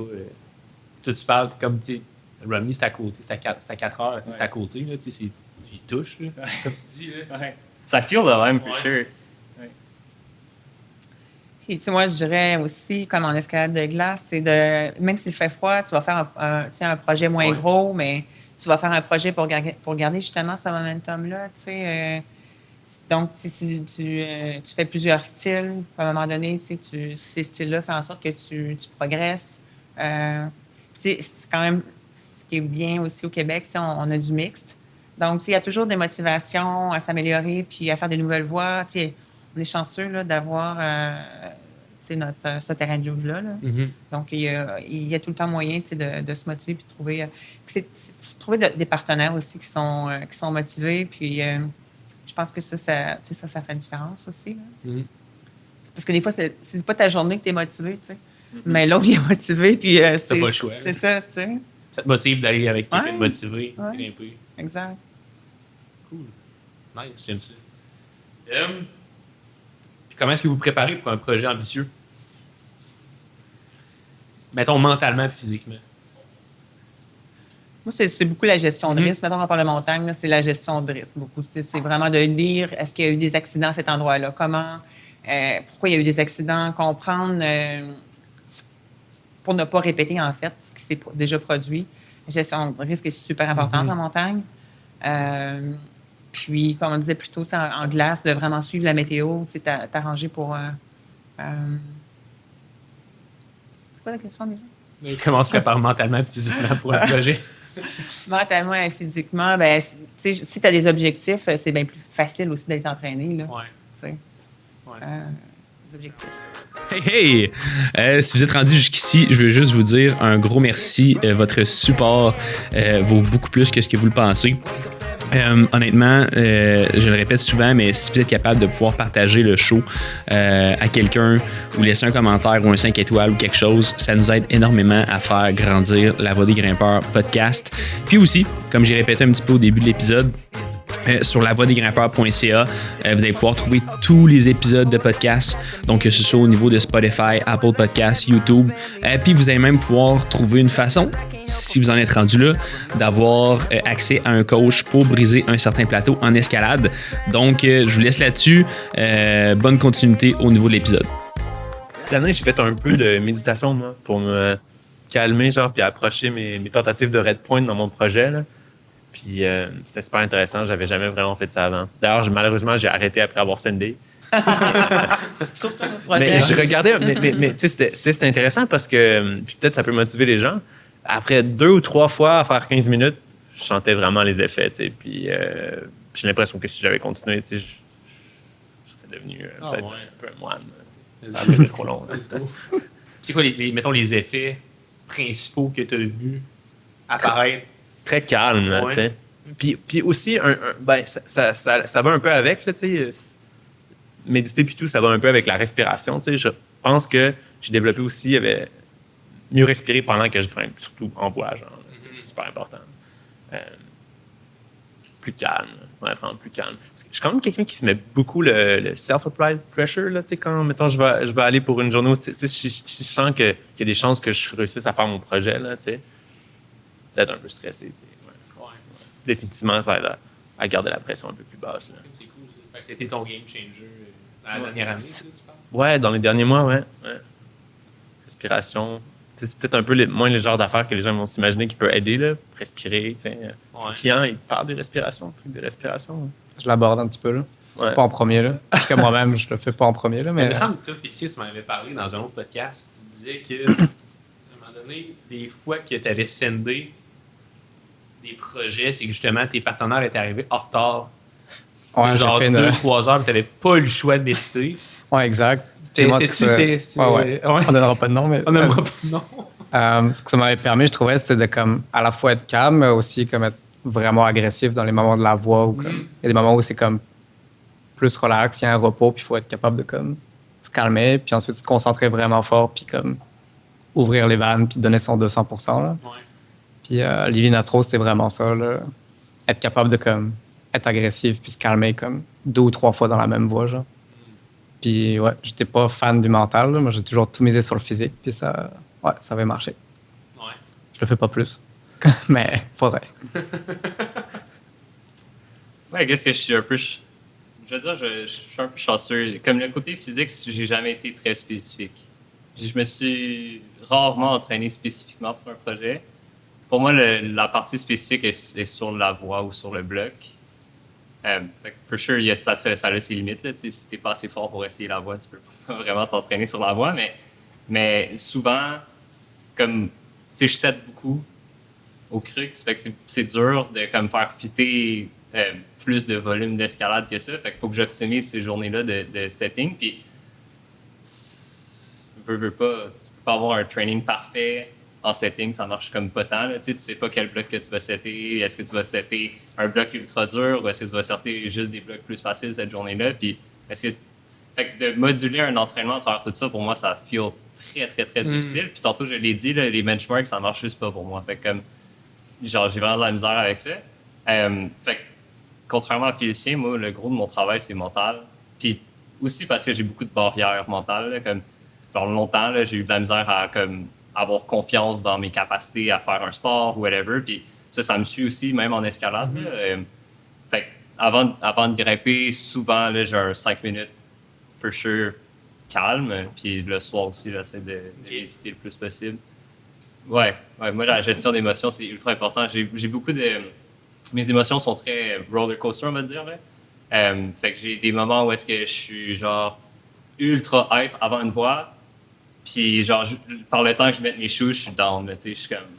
Ça me parle plus de faire l'escalade. Ouais, c'est 100%. Fait que genre avoir ces extrêmes-là, c'est tough. Puis faut vraiment trouver un moyen de gérer ça. Puis la seule façon pour moi de gérer ça, c'est de me concentrer sur quelque chose d'autre tout de suite avant de grimper. Puis c'est la respiration. Ou de rire avec mes amis, drôlement. Juste de déconner. Genre, déconne. Fais n'importe quoi avant de grimper. Puis ça phase out. Genre, ça enlève tout le stress. Puis là, tu touches les prises, le stress, il revient un peu, mais il n'y a pas le temps de comme, être désagréable. Ça n'a pas le temps de se rendre à ta tête. Là, si on veut. Puis là, tu commences à analyser ta peur, puis là t'embarques dans ta tête, puis là, tu vas respirer plus vite. Puis quelque chose qui m'arrive beaucoup, c'est avant de grimper, on dirait qu'il y a comme plein d'étapes qu'il faut que je franchisse avant de donner mon try. Puis c'est des barrières inexistantes, là, c'est tout dans ma tête, là, tu sais. Là, je me crée des genres d'excuses, puis finalement, ça fait 15 minutes que j'attends avant d'embarquer sa voix, puis ça l'a pas aidé. Ça fait 15 minutes que je suis full stressé, puis finalement, quand je mets les doigts dans la voix, puis je commence à grimper, je clip une bolt, genre, le flow il embarque, c'est comme, je suis plus stressé. C'est weird. Je pense que c'est bon, la respiration, parce que, tu sais, on comprend de faire le vide, parce que combien de fois on se dit cette année, j'ai moins grimpé, c'est passé plein d'affaires dans ma vie. Combien de fois ça arrive qu'on se dit ça? Mais c'est la preuve que, tu sais, quand nos idées ne sont pas claires, qu'on a beaucoup plus de difficultés à s'engager. Tu sais, de la raison d'avoir des bons assureurs. Puis moi, je trouve en glace, c'est important que mon cerveau sache que mes avant-bras sont capables d'avoir de l'endurance. Parce que, tu sais, je peux pas chuter. Alors, tu sais, je m'engage dans une voie. Est-ce que ma vis va être bonne? Elle sera pas bonne? Tu sais, quand même, tu sais, comme que j'ai de l'engagement psychologiquement puis que je sache que, tu sais, comme je vais pas tomber, là. Donc, de grimper à l'intérieur, pour moi, l'automne, c'est important pour me rassurer, là, puis de m'engager dans une voie. Ouais. C'est vraiment intéressant. Puis, quand vous avez un voyage de prévu pour, on va dire, dans 2 mois, pour un objectif quelconque, est-ce que vous essayez de vous préparer mentalement ou physiquement pour ce projet-là à l'avance? Parce que là, on a parlé beaucoup de, je pense, dans l'aspect micro de la chose, par exemple, devant le projet, carrément dans les minutes qui suivent. Mais est-ce qu'il y a est-ce que vous vous préparez d'une quelconque façon, mentalement ou physiquement, avant un voyage à long terme, ou vous y allez all-in, puis rendu là-bas, on essaie de trouver, mais je veux dire, on fait avec ce qu'on a. Visualisation. En fait. Visualisation, on check des vidéos, moi, je fais beaucoup de visualisation. Ouais. Puis j'essaie de m'imaginer là. Ouais. Même si c'est complètement séparé de la réalité, tu sais, genre, ça me met en confiance pendant les 2 mois, là. Puis c'est vraiment important. Puis souvent, j'arrive, puis c'est vraiment loin de la réalité. Mais pendant ces 2 mois-là... Au moins, tu croyais. Ouais, non, mais c'est ça, c'est vraiment important. Pendant les 2 mois où est-ce qu'il faut que tu t'entraînes, puis il faut que tu restes quand même genre top-notch, puis tu veux aussi éviter de te blesser dans ces 2 mois-là. C'est full important, là. Fait que de garder, genre, mentalement présent dans ton projet, même s'il est à l'autre bout du monde, pour moi, c'est full important. Fait que, là, je l'ai pas dit, là, mais tantôt, on parlait de choisir un projet, puis for sure, un projet qui est loin, s'il y a une vidéo, ça m'aide beaucoup. Parce que je peux aller chercher de l'information, puis savoir comme, ça c'est... ou m'imaginer que c'est mon style ou non. Fait que, ouais, je pense que je visualise beaucoup. Puis même, une fois que j'ai essayé un projet, Comme j'ai essayé Living Astro, puis j'ai des vidéos de moi, puis la journée que je vais retourner, comme je sais que je vais faire full de visualisation comme les 3-4 semaines avant, c'est important. Encore plus pour nous, justement, au Québec, on est plus loin des projets. Fait que C'est le ça. fait de l'imagerie, de faire l'imagerie, ça accélère beaucoup les processus. Puis ça permet de moins oublier. Là, des fois, comme, mettons, les Minastros, c'est quand la dernière fois que tu es allé dedans. Ça fait... Ça fait genre 2 ans. C'est ça. Fait que d'être capable d'avoir des vidéos puis de le remémorer, ben, ça permet de ne pas recommencer le processus à zéro quand on y retourne. Ouais. Là. Exact. Puis là, mettons que c'est la première fois que vous allez sur un projet, puis finalement, c'est pas tout comme ce que vous pensez que ça allait être. Qu'est-ce qui se passe dans votre tête à ce moment-là? J'imagine que ça doit arriver, là, où que la température est. Ça arrive tout le temps. Là. C'est ça, c'est que tout le c'est jamais genre, Ouais. si tu l'as pas essayé, c'est jamais la réalité quand t'arrives. Fait que moi, je m'en attends, tu sais. Genre, je me suis comme, Tu c'est te drôle. visualises, mais tu te prépares à ce que ta visualisation Soit soit pas boboche. comme ce que tu te On se visualisais prépare que au ça mieux allait avec être. ce qu'on a, Exact. mais Ouais. c'est jamais proche. Là. On va regarder comme 8 vidéos de 8 personnes différentes, Ouais. idéalement de la même taille, du même style que nous, mais ça reste pas pareil. Là. Mhm. Fait Ouais, qu'on c'est s'y souvent- attend à avoir 30% de la mais tu réalité. vas quand même avoir la séquence. Tu sais. Les prises vont être différentes, les Ouais. feelings ils vont être différents, mais tu vas quand même avoir la séquence, tu vas quand même avoir genre le fitness en théorie. Là, tu sais. Si tu as 30 moves, tu te traînes pour faire 30 moves. Mhm. Fait que, ouais, je pense que pour moi, l'important, c'est de la visualisation, c'est le moment, c'est pour le moment d'avant, c'est pas pour quand que j'arrive là-bas. Ok. Ça fait contradictoire dans la tête, Ouais. mais c'est Mais moi, j'adore c'est aussi logique. Mais j'adore le bout où tu te dis genre que tu te fais la visualisation pour te garder sec en fait. Là, Ouais, tu sais. ouais. Peu importe si après quand tu arrives là-bas, si c'est réaliste ou pas, ou si c'était exactement pas ça. Si dans le fond, pendant le 2 mois qui précède genre le moment où tu y vas, tu sais, ça te garde sec, c'est mission accomplie en fait. Là, tu sais. Ouais. Fait que là, genre, on dirait que ça vient de. Exemple. Ça vient de déclencher. Ouais, ça vient de déclencher. Je vais te donner un exemple. Genre, il y a comme 3 ans, quand que c'était la COVID, moi et mon ami, on s'est sauvés en Alberta. Et on est allé, comme tout de suite après la pandémie, of course. On est allé en Alberta. Puis pendant toute la pandémie, je regardais des vidéos de l'Alberta. Puis là, je m'étais choisi 3 voies que je voulais aller essayer. Puis c'était 3 5-14. Puis là, je vais pas être là-bas, puis je me fais absolument shutdown. Comme je fais aucun des moves des 3 5-14. OK? J'ai peut-être passé 2-3 jours à continuer à les essayer, puis ça s'améliorait vraiment pas, là, tu sais. Fait que là, j'ai commencé à essayer les trucs plus faciles, puis j'ai réalisé que tout ce que j'avais fait comme travail, ben, ça m'a juste préparé à faire les voies comme 2 codes plus faciles. Puis j'ai fait un volume de 13C, genre je pense que j'ai fait 15-13C dans ce voyage-là, tu sais. J'avais jamais fait ça de ma vie, du volume, mais j'étais comme juste prête. Fait que pas pour comme l'objectif que je m'étais donné, mais pour tout ce qui était en dessous. Fait que je me suis quand même full amusé, tu sais, ultimement. C'était un voyage incroyable. Là. Ouais.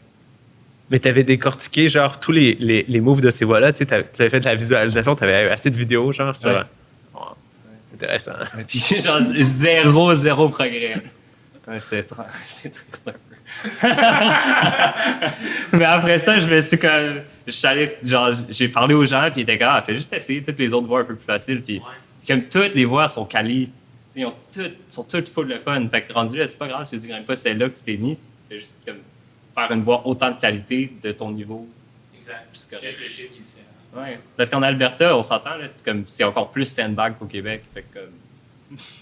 Genre, c'est tough. T'arrives là, tu t'en attends pas. Tu te fais dire que c'est sandbag, puis t'es comme, OK, plus ou moins de cote. Mais tu sais, des fois, Pour vrai, c'est s'habituer au style aussi, tu sais, faire un peu de millage dans des voies un peu Ouais. plus faciles, s'habituer au style de prise, la friction de la roche, puis tu sais. Ouais.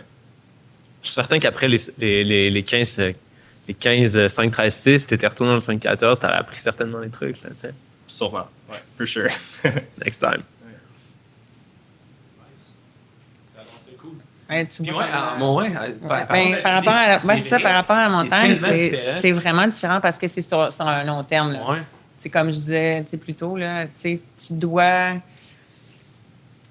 laisser tomber beaucoup de choses. Là, parce que tu dois t'entraîner beaucoup cardio, au niveau du cardio, beaucoup en endurance, des gros pack-sacs, faire des montées, t'entraîner au niveau intervalle, t'entraîner le haut du corps, le bas du corps. Donc, c'est vraiment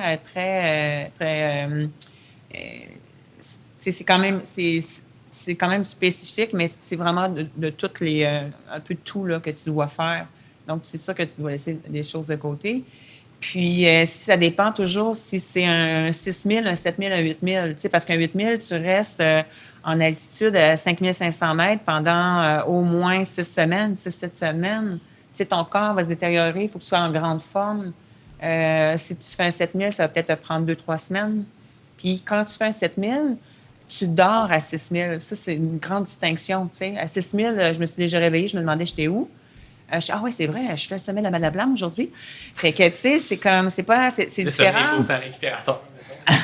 Alors, c'est parce que je dormais bien. Fait que, tu sais, c'était comme, je me demandais j'étais où, mais si, tu sais, comme à l'Everest, je dormais à 8 000, mais c'est pas la même affaire. Là. Ton corps se détériore énormément, tu sais, parce que tu t'en vas presque à 9 000.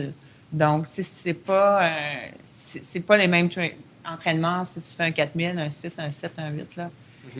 Fait qu'il faut que tu le prévois à l'avance. Il faut vraiment que ça soit... Parce que je veux dire, tu mets tellement de temps, tellement d'efforts, tellement d'argent, il faut que tu sois prêt pour un sommet. Tu sais, je veux dire, allô, là, tu sais, comme commande, là, tu sais... Faire en sorte que ça va arriver, là, tu sais, alors... c'est un peu tout ça, là. Fait que c'est de la préparation à long terme. Mais tu vois, comme là, c'est sûr que j'aspire tout le temps, pas mal toutes les années quasiment, je m'en vais en escalade de glace dans l'Ouest canadien.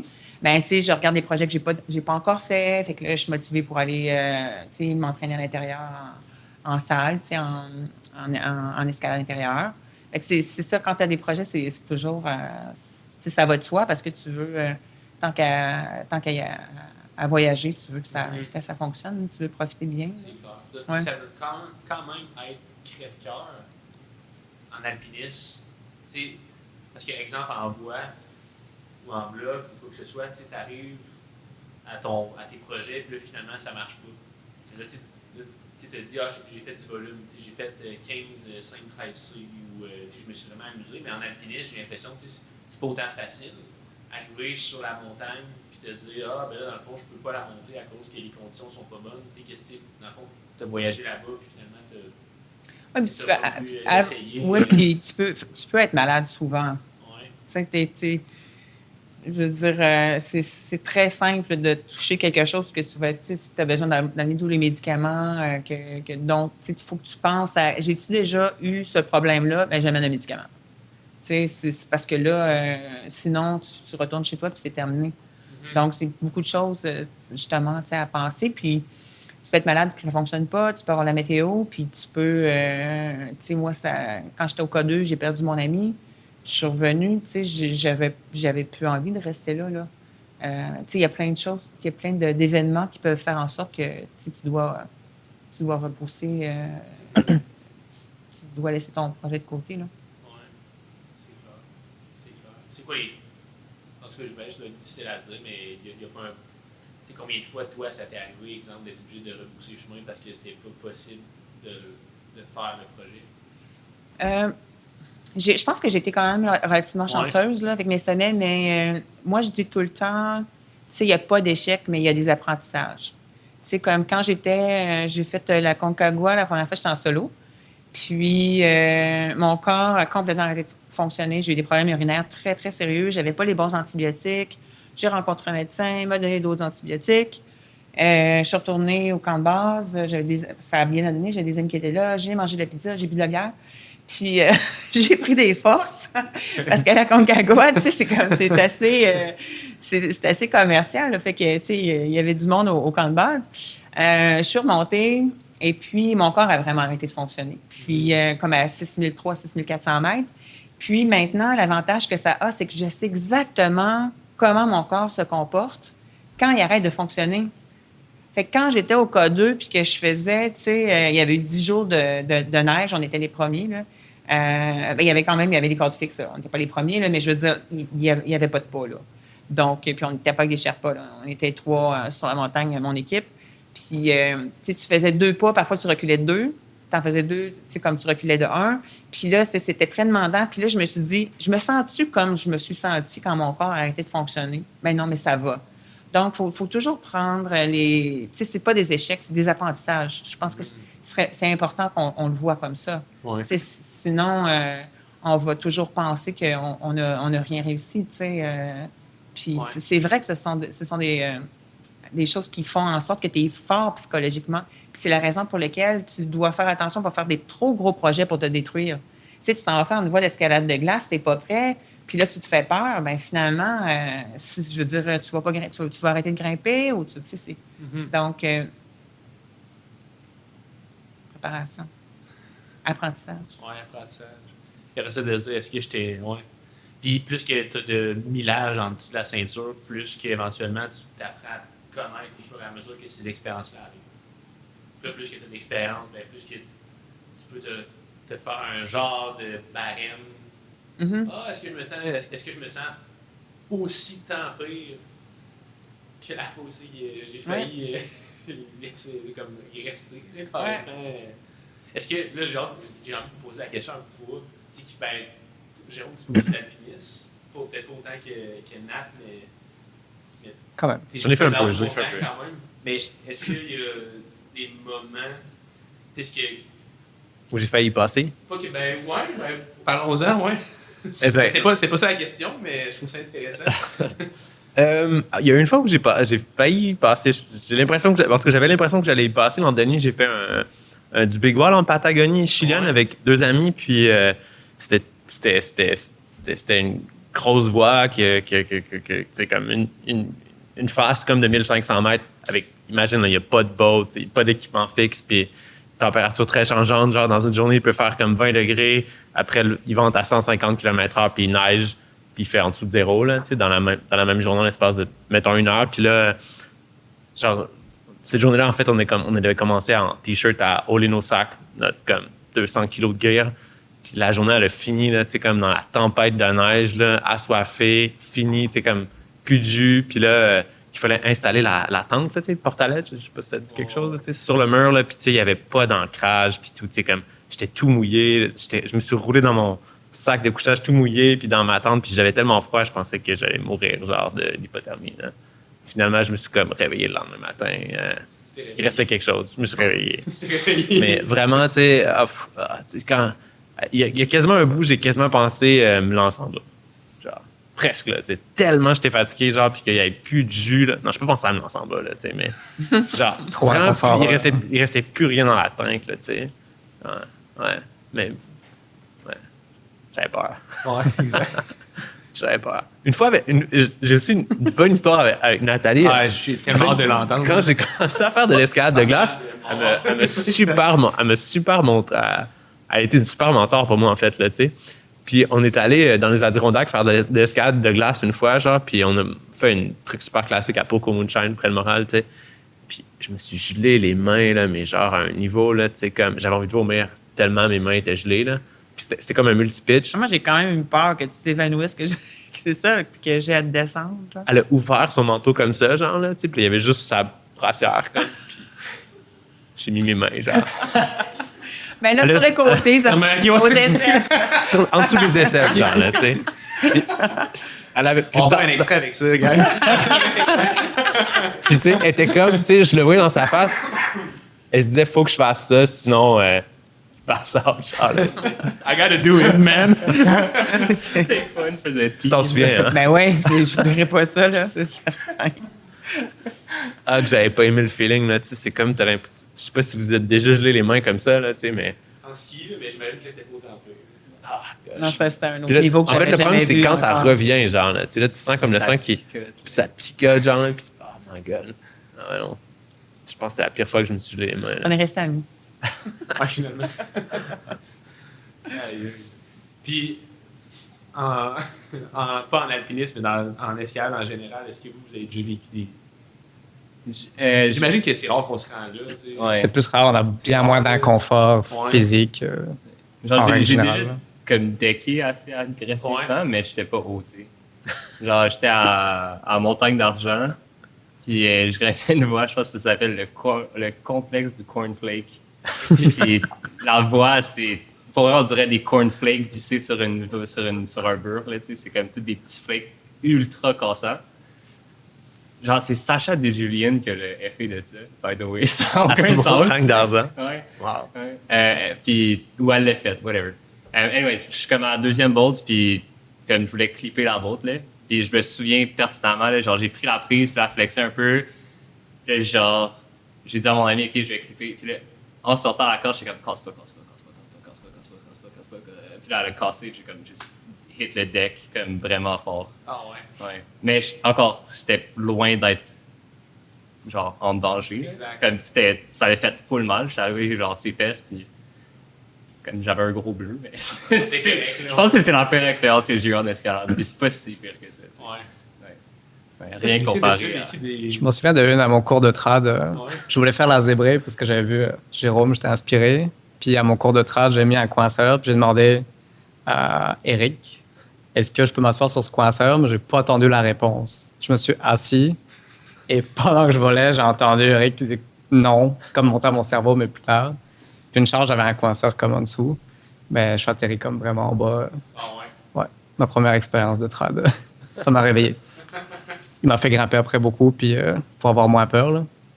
Ben, il avait trop confiance en moi parce que je grimpais beaucoup en sport. Mais je lui avais dit pourtant, je suis débutant en trad. Là, comme, Ouais. considère-moi comme un débutant, mais c'est ça, c'est mon expérience. Dans la 5-8 à Val-David, là, laquelle c'est quoi le nom? Le Sceptre. Ouais. Ouais, Ça fait peur. ça m'a réveillé. Mais sinon, rien de dramatique. Là. Ah ouais. J'ai presque pris la chute sur Samouraï. La chute dangereuse. Oh my God. C'est quoi la chute dangereuse sur Samouraï? Il y a genre plein de gens qui ont decké sur Samouraï parce qu'il y a un placement sketch au milieu, genre à Val-David. Right? Est-ce que je me trompe? Ouais, ben ouais, je pense que ouais. On Comme l'a au déjà point fait ensemble. ils ont mis une bolt. Tellement que c'est genre... Ben, il y a quelqu'un qui est tombé au sol. Ouais. Qui a mis une botte après. Ouais, c'est pas drôle. Je ris, mais c'est pas drôle. là. Au, C'est quand même comme aux 3/4 de la voie. ok. Puis là, j'étais rendu là, puis comme j'ai mis une note, puis genre, j'avais vraiment comme... La longue 5-8. Je faisais zéro confiance, là. La longue Fait que j'ai 5-8. clippé la bolt, j'ai fait le move après, puis j'ai tombé, tu sais. Puis quand j'ai tombé, la corde, elle a fait shaker la note, puis la note est sortie. Là, j'étais comme, j'aurais comme 100% Si il y avait pas eu de decké. bolt, tu t'aurais- Ouais, puis ça, c'est un mauvais deck. Comme la personne qui est tombée, elle s'est fait mal. Ah ouais. Fait que, ouais. Une chance que j'ai clippé la bolt. Ah, bien pensé. J'ai grimpé dans ce secteur-là en fin de semaine, je la regardais un peu de côté comme ça, puis je l'ai pas fait. Ça fait peur, man. C'est une histoire qui fait peur. Exact. La mauvaise note. Les vieilles voies, là. Ouais. Plus engagées, plus challengeantes. J'ai déjà aussi Allez, voulu toi, faire t'as quoi, mais- un classique. Là, une fois, j'ai grimpé un pitch, j'avais pas fait mon nœud. Genre. Ah ouais. Ouais, j'avais genre comme le nœud en 8, la figure, tu sais, je l'avais tread une fois comme ça. Puis là, j'étais arrivé au relais, puis j'ai vu que mon nœud était pas fait. J'ai failli mourir, tu sais. Qu'est-ce que t'as fait? J'étais tombé. Qu'est-ce que t'as fait? Ben, j'ai fini le 2. Tu sais, j'étais sur une ledge, je l'ai fini, puis on a continué la voie. Hey! J'étais super débutant à cette époque-là. Ouais. Maintenant, après, écoute, ça a été. Je check toujours mon nœud, puis le nœud de mon partner. Hey, c'est fou, ça. Ouais. C'est débile. Mais ça, je pense que ça arrive à beaucoup plus de personnes qu'on pense. Hein. Ça arrive souvent, oui. Ouais, j'ai vu un post là, justement sur les réseaux il n'y a pas longtemps que tu sais, c'était arrivé à quand même. Il y a Lynn Hill qui Ouais, a failli Lynn Hill, failli exact. mourir comme ça. Hein. Ouais. Elle est tombée, là, le nœud, puis elle est tombée en bas du pitch. Hein. Le nœud, c'est des faits, ouais. Bon, on en fait un paquet de nœuds quand on y pense, là. Ouais. Comme on grimpe, on se check la plupart du temps, mais une erreur est vite arrivée, là. Exact. Je pense que c'est une bonne transition vers la dernière petite question. Je parle de défis concrets que vous avez vécu en montagne. Je pense qu'on en a déjà parlé, là, c'est comme des anecdotes, mais parlez-moi de défis. Tu sais, des affaires qui vous ont comme forgé ou des. Ben, moi, j'en ai parlé tout à l'heure. Là. C'est le décès de mon ami, mon partenaire au K2. Là. Ça, c'est des choses qui sont... Tu sais, c'est difficile c'est difficile que les gens comprennent quand c'est ton partenaire qui tombe versus quand quelqu'un a un accident de voiture. Tu sais, c'est pas la même chose de vivre ça en montagne puis que ton partenaire... Moi, on était au camp 2, puis on était en acclimatation, puis le lendemain, quand on est redescendu, mais heureusement, il était avant moi. Tu sais, il était descendu un peu avant moi. Donc, tu sais, je l'ai pas vu. Mais, tu sais, le traumatisme m'a suivi pendant, comme il faut, une année. Là. Tu sais, j'ai commencé tu sais, à rire 1 an plus tard. Puis, c'est dur aussi parce que les gens, ils peuvent pas vraiment... Tu sais, quand on vit quelque chose, ça dure une couple de semaines pour les autres autour de nous. Là. Tu sais, mais toi, tu es là-dedans, là, tu sais, longtemps. Là. Fait que c'est ouais, c'est pas... c'est des traumatismes qui font partie de nous. Mm-hmm. Ouais. Ouais. Je pense, moi, j'ai jamais, tu sais, je me suis toujours dit, quand je pars en montagne, je me dis, ça peut m'arriver, je fais mon testament, je veux dire, c'est normal, mais j'ai jamais pensé qu'un partenaire, ça pouvait arriver à un de mes partenaires. Ouais. Tu sais. Ouais. Je pense que c'est toujours l'expérience, c'est comme j'ai eu plusieurs problèmes de cordes coincées et devoir couper des cordes, là. Fait que je pense que c'est l'expérience de tout qui nous forge en quelque sorte. Exact. Qui nous prépare pour les prochains événements. Exact. Ouais, c'est quand même un défi qui est deep, puis qui est, c'est raide, là. Je veux dire, ça t'a pris 1 an avant de commencer à bien. Ben, tu t'en aperçois pas que tu es là-dedans. Ouais, c'est ça. C'est juste que c'est important de réaliser qu'il y a un engagement, tu sais, quand on fait des... Il faut être prêt, tu sais. C'est pas parce que... Je dis pas ça parce que t'es pas prêt, mais je veux dire... C'est pour ça que je dis tout le temps, il faut faire ses classes. Tu n'arrives pas dans un projet où est-ce que tu as passé plein d'étapes. Tu essaies de diminuer le risque au minimum. Ouais. Merci. Du partage.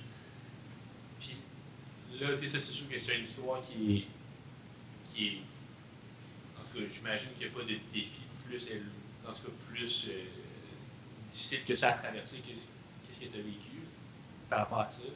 Mais tu sais, les autres, est-ce que vous avez déjà vécu des défis qui vous ont forgé, qui ne sont pas nécessairement au même niveau que toi, ce que tu as vécu? Tu sais, ça peut être dans une voie qui était difficile à faire, puis là, finalement, vous avez persévéré.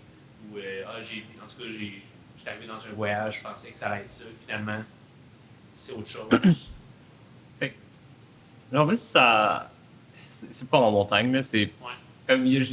Comme tous les projets, ils m'ont enseigné des choses, puis tous les projets, ils m'ont forgé d'une certaine façon. Mais pour moi, le gros choc que j'ai eu dans mon escalade, c'est. Quand tu as une passion, tu le fais des fois sans trop y penser. Tu es comme, c'est vraiment le fun, puis tu veux pousser ton sport, puis tu as l'impression que tu fais partie de quelque chose de gros. Puis là, des fois, il y a des choses qui arrivent dans ta vie qui te remettent en question. Moi, comme l'an passé, j'en parlais un peu avec Jérôme tantôt, genre, dans l'espace de comme 1 semaine, j'ai perdu mes 2 grands-mères. Puis c'était vraiment inattendu parce que les 2 y allaient quand même bien avant ça. Puis là, ça faisait déjà 9 ans que je faisais de l'escalade. Puis pendant ces 9 ans-là, malheureusement, j'ai sacrifié beaucoup de temps de famille, of course, juste à aller à toutes les fins de semaine grimper et tout. Puis ça m'avait beaucoup, beaucoup remis en question sur comme, est-ce que je suis vraiment en train de comme vivre une vie qui vaut tant, je vais dire, la peine, là, mais peut-être que c'est pas les bons mots, mais j'étais comme, ouais, exact. Est-ce que comme je devrais être les fins de semaine avec ma famille à la place ou est-ce que je devrais inclure plus de temps dans ma vie pour mes amis puis des trucs comme ça. Puis là, je m'étais full remis en question sur comme l'importance que je mettais à mon sport. Puis je pense que genre je suis sorti de ça un peu en me disant, je me suis comme posé la question de comme ok, si genre il est encore là, mes grands-pères, mes grands-mères, comme c'est quoi qu'ils m'auraient dit, tu sais, si admettons j'avais perdu quelqu'un d'autre, par exemple. Puis là, je me posais beaucoup de questions. Of course, tu sais, t'es comme tu t'en mets comme toute ta carrière en question rendu là. Puis je me suis dit genre clairement qu'il n'aurait pas voulu que j'arrête ce que je fais. Tu sais, c'est même que je vis ma vie, c'est mon art, I guess, jusqu'à un certain point. Tu sais, genre je suis pas artistique, mais c'est moi dans ma tête c'est un art là, l'escalade. C'est un art de comme construire quelque chose puis de vouloir pousser une passion. Fait que c'est comme je me suis dit escalade ou comme job temps plein. Tu sais, ça revient un peu au même tant que comme tu reviens avec comme une intention. Puis, genre, moi, mon intention pour revenir à l'escalade, c'est d'utiliser un peu, de dédier comme mon sport à mes grands-mères comme pendant la dernière saison. Là, comme, puis ça a full été fructueux dans un certain sens parce que ça m'a donné comme une motivation que j'avais jamais eue avant. Fait que Ouais, c'est... La vie, des fois, elle te lance un curveball, tu sais, puis t'es comme, oh boy, est-ce que je fais vraiment ce que je suis supposé, en gros guillemets, être en train de faire, tu sais? Est-ce que c'est vraiment un investissement qui vaut la peine? Puis après ça, j'ai plus investi parce que j'ai réalisé que oui, ça vaut 100% la peine, tu sais, c'est de même que je vis, puis c'est juste une question d'être bien là-dedans, je pense. Fait que moi, ça m'a beaucoup, beaucoup forgé, là, comme je suis pas le même grimpeur que j'étais l'an passé, 100%. Je le fais plus pour les mêmes raisons. Je pense que je le fais plus pour la communauté, je le fais plus pour le développement, je le fais plus pour... Ouais. Plus pour le sport, moins pour moi, peut-être. Merci. Le partage. Super, merci de votre ouverture. Pour vrai, c'est super cool. Si vous voulez nous partager quelque chose, vous deux. Ben, je sais plus. Là, la barre est haute, là. Ouais, La barre est assez haute, là. Quelques cordes Sinon, c'est coincées. correct. Sinon, c'est correct. Exactement. Quelques cordes coincées, des petits problèmes de doigts, mais je sais pas, les grandes remises en question que David, moi aussi, je me suis déjà demandé quand même, tout ce temps-là que je passe à faire de l'escalade, est-ce qu'un jour, je vais pas comme juste me dire, merde, tu sais, j'ai raté ma vie, là. J'ai bien trop mis de temps là-dedans, puis j'aurais dû faire d'autres choses, tu sais, passer du temps avec ma famille, mes amis, ma copine. Mais je pense pas tellement, pour être honnête. Là. Ça J'aime reste, tellement ça. ça reste une passion, là. C'est ce qui nous rend heureux. Là. C'est ça, comme, c'est ça. on fonce là-dedans, puis après, on a le temps d'évoluer aussi. Là, puis là, Ouais. la passion évolue. Là. On a toujours envie de grimper, mais Exact. ça change d'objectif. Les Il y a motivations comme- changent aussi. Exact. Là. Le contexte avec qui on grimpe, c'est comme pas pareil. Ben, ça reste une passion qui nous guide, puis qui va nous guider comme pour un bon bout de temps, je pense. Nice. Mais ce que tu viens de dire, c'est exactement ça. C'est que ça te rend heureux. Puis, peu Exact. importe ce qui arrive, je pense Faut que pas se tout le poser monde trop veut de que tu sois questions. heureux, tu sais, à part si la personne t'aime pas. Là, mais comme, en général, tout le monde veut être heureux, puis tout le monde t'encourage à être heureux. Fait que, ouais. C'est aussi un peu ça, la réalisation que j'ai eue à faire. J'adore ça. Puis je pense aussi que ça nous rend d'autant plus heureux si on sait pourquoi on le fait, puis que Mhm. c'est des raisons honorables. Tu sais. Ouais. Comme tu dis, c'est pour la communauté. Puis c'est correct de vous voir performer, mais il ne faut pas que ça devienne, je pense, négatif non plus. Mhm. Ben, Crime Guys, ça fait une belle heure et demie qu'on jase. Je suis vraiment content, pour vrai, de nos échanges. Merci aussi à tout le monde qui est là.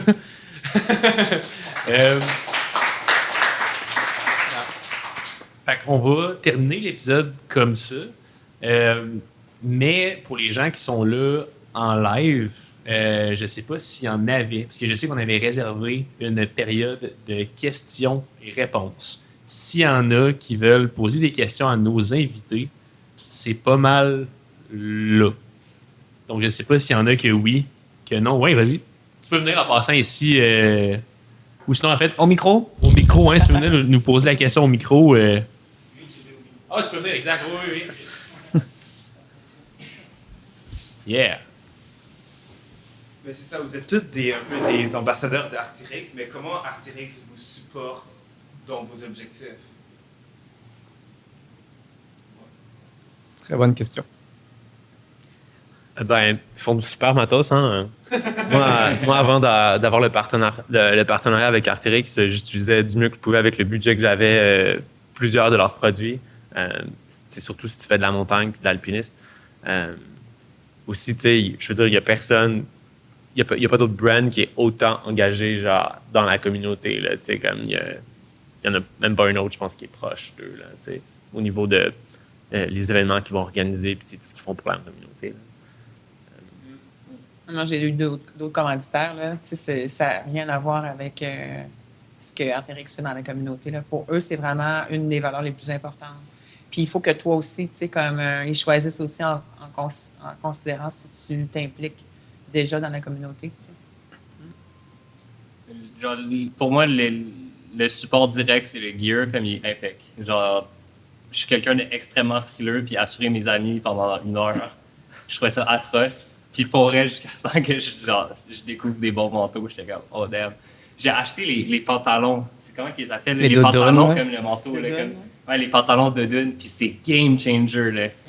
Fait que 100% les gear. Puis l'effet indirect, c'est comme juste une motivation. Comme je me sens supporté par Dans la communauté, Comme la- par eux, là, tu sais, c'est fantastique, ça. Ouais. C'est Par une la chance. communauté, par genre une des plus cool compagnies. Ouais. Genre. Moi, c'est ça, communauté, Ouais, je veux c'est dire, par la compagnie, c'est magique. Ouais, là. exact. Tu crois en nous, on Puis croit en eux. juste moi, mettons, par exemple, depuis que je suis arrivé tantôt dans le magasin, c'est fou, j'en parlais avec Marc-Antoine, qui est la personne qui s'occupe de votre studio créatif. Petit shout-out à Marc-Antoine en arrière au studio.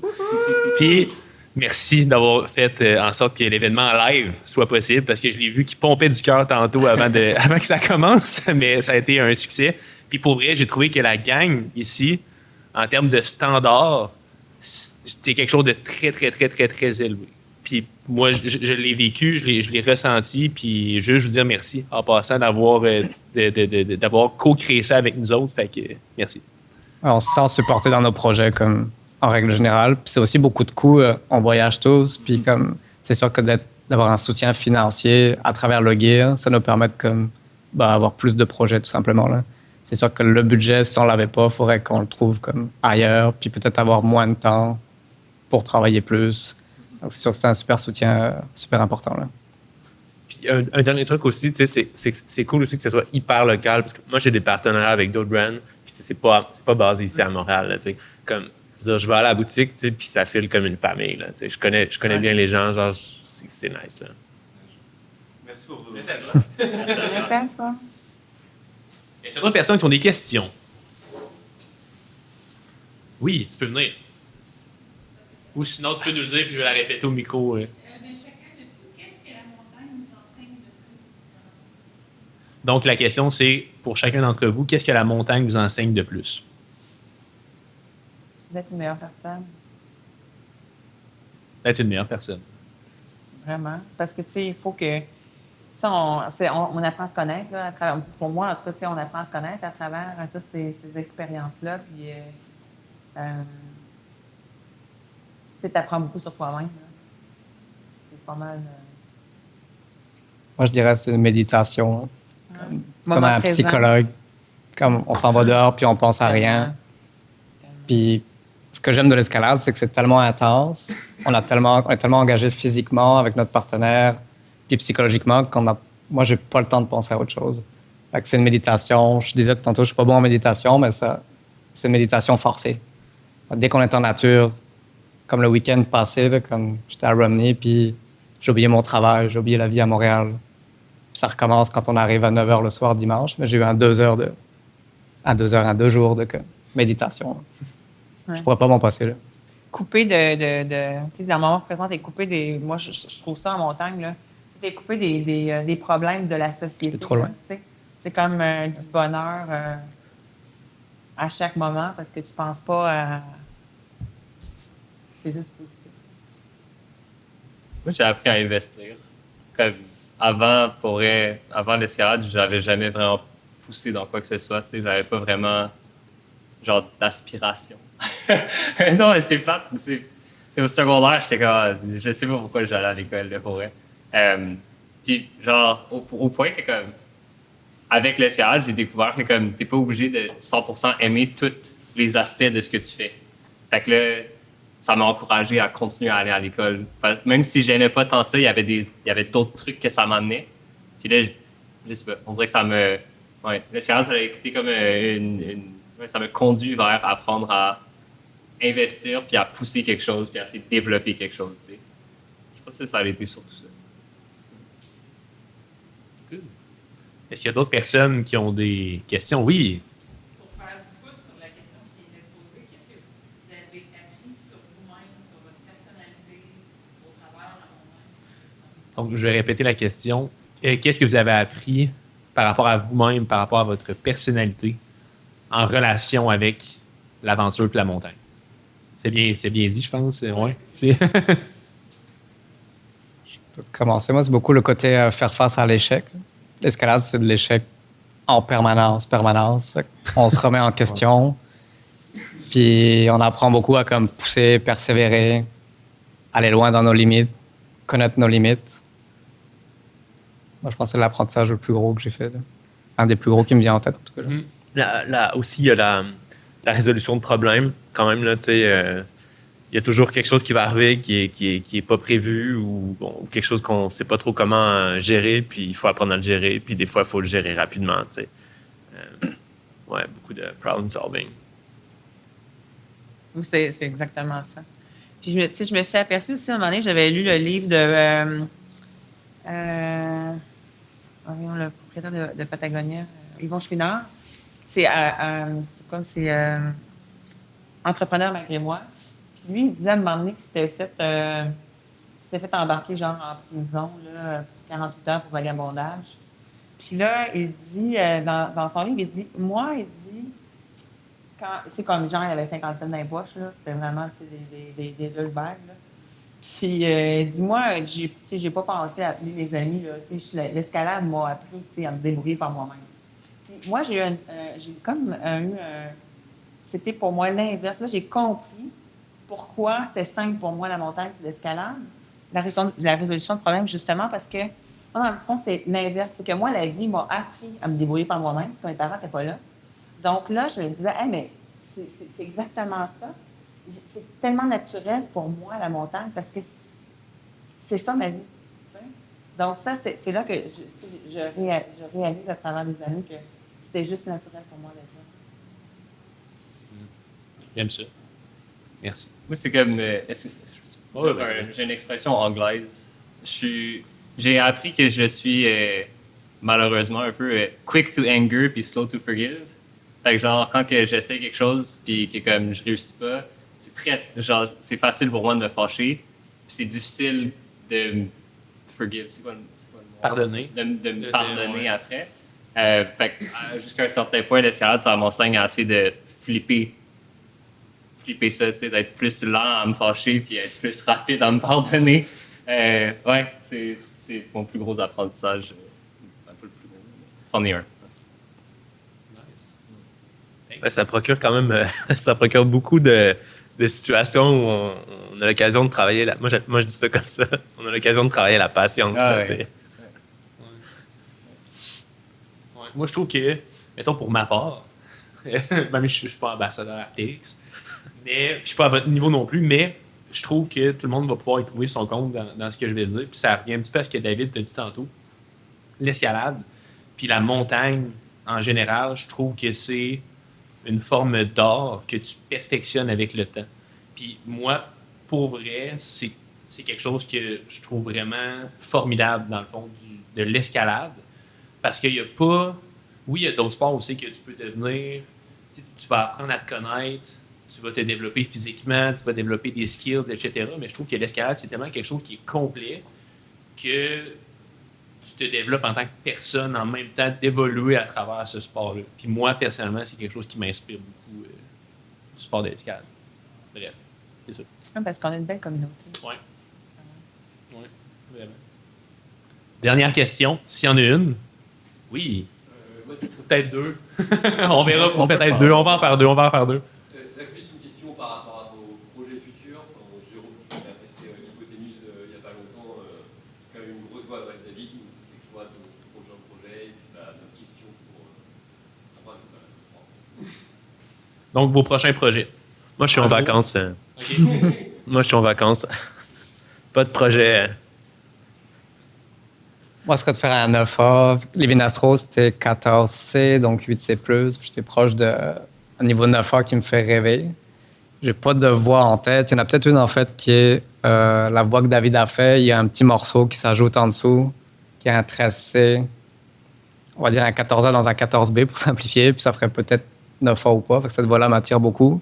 Mais sinon, ce serait de trouver un 9A. Dans ma tête, c'est un niveau que je peux pas atteindre. Fait que je trouve ça vraiment cool de comme l'essayer puis de voir comme où je pourrais être rendu.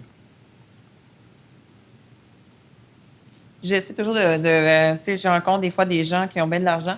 C'est que je m'essaie toujours avec des grosses compagnies et tout. Puis, tu sais, il y a tout le temps des choses qui se présentent, mais ça ne veut pas dire que ça va arriver. Et ça m'apprend beaucoup à faire des lâcher-prises. À 3 reprises, on m'a approché pour retourner au K2 puis faire un documentaire sur mon histoire. C'est jamais arrivé malgré les 3 fois qu'on me l'a offert. Donc, c'est ça. Donc, pour ça m'apprend de ne pas avoir d'attente. Puis, c'est ça. Dernièrement, j'ai rencontré quelqu'un d'une compagnie pharmaceutique. Alors, on ne sait jamais. À suivre. À suivre. Tu me réinviteras. On fait un podcast dans un an. Moi, mon projet en ce moment, c'est. Je suis entre deux. Fait que je suis un peu dans le camp à Jérôme où est-ce que j'ai eu une vraiment bonne saison, puis ça me fait du bien en ce moment de prendre un peu de temps off. Mais là, j'ai recommencé à m'entraîner un peu plus sérieusement. Puis je m'entraîne en vue de commencer à pousser le 9e niveau, un peu comme Félicien. Ouais. Fait que de soit établir la première 9A au Québec ou d'en trouver une à l'extérieur du Québec qui est motivante. Comme là, dans 3 semaines, ça va vraiment être des mauvaises conditions, mais je m'en vais à Romney puis je vais aller essayer Jaws, qui est comme une voie ultra dure à Romney. Puis c'est une voie que genre, je repoussais vraiment beaucoup parce que c'est ultra bloc puis c'est vraiment ultra tough. Mais finalement, j'ai réalisé que c'était peut-être un peu plus mon style que des trucs plus longs, plus endurance. Fait que ouais, je vais sûrement aller me lancer là-dedans un peu. Ouais. Nice.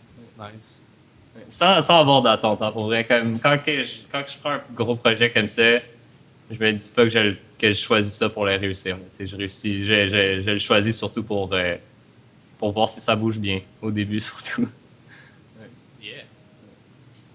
Dernière question. Savoir individuellement, quel a été votre plateau le plus difficile à surmonter? Donc, pour répéter, le plateau individuellement qui a été le plus difficile à surmonter. Ça, on pourrait faire un podcast complet là-dessus. Ouais. Là. Mais j'ai une super bonne question. On va essayer de répondre clairement. Moi, je peux commencer là. Ça fait 2 ans que j'ai eu 2 blessures back-à-back. J'ai eu une année où j'ai brisé une poulie dans mon doigt, fait que j'étais arrêté comme une année au complet. Je me suis remis en forme l'hiver d'après, puis j'étais à mon pic de forme au mois d'avril. Puis je me suis brisé les ménisques puis le ACL dans mes genoux. Fait que là, je remonte pour une 2e fois la pente. Fait que ça fait 2 années que je remonte. Là. Puis là, je suis enfin en forme. C'est pour ça que je pense à des projets, mais même là, je garde... on va voir si ça peut se faire ou pas, là, mais c'était un long plateau. Là. Je m'étais jamais blessé avant, puis là, c'était back-à-back. Fait que c'est long, mais n'importe quel athlète se blesse. Là. Mm-hmm. On le voit même dans d'autres sports où c'est comme à chaque année, là, que si on va en rugby ou en soccer, là, c'est comme...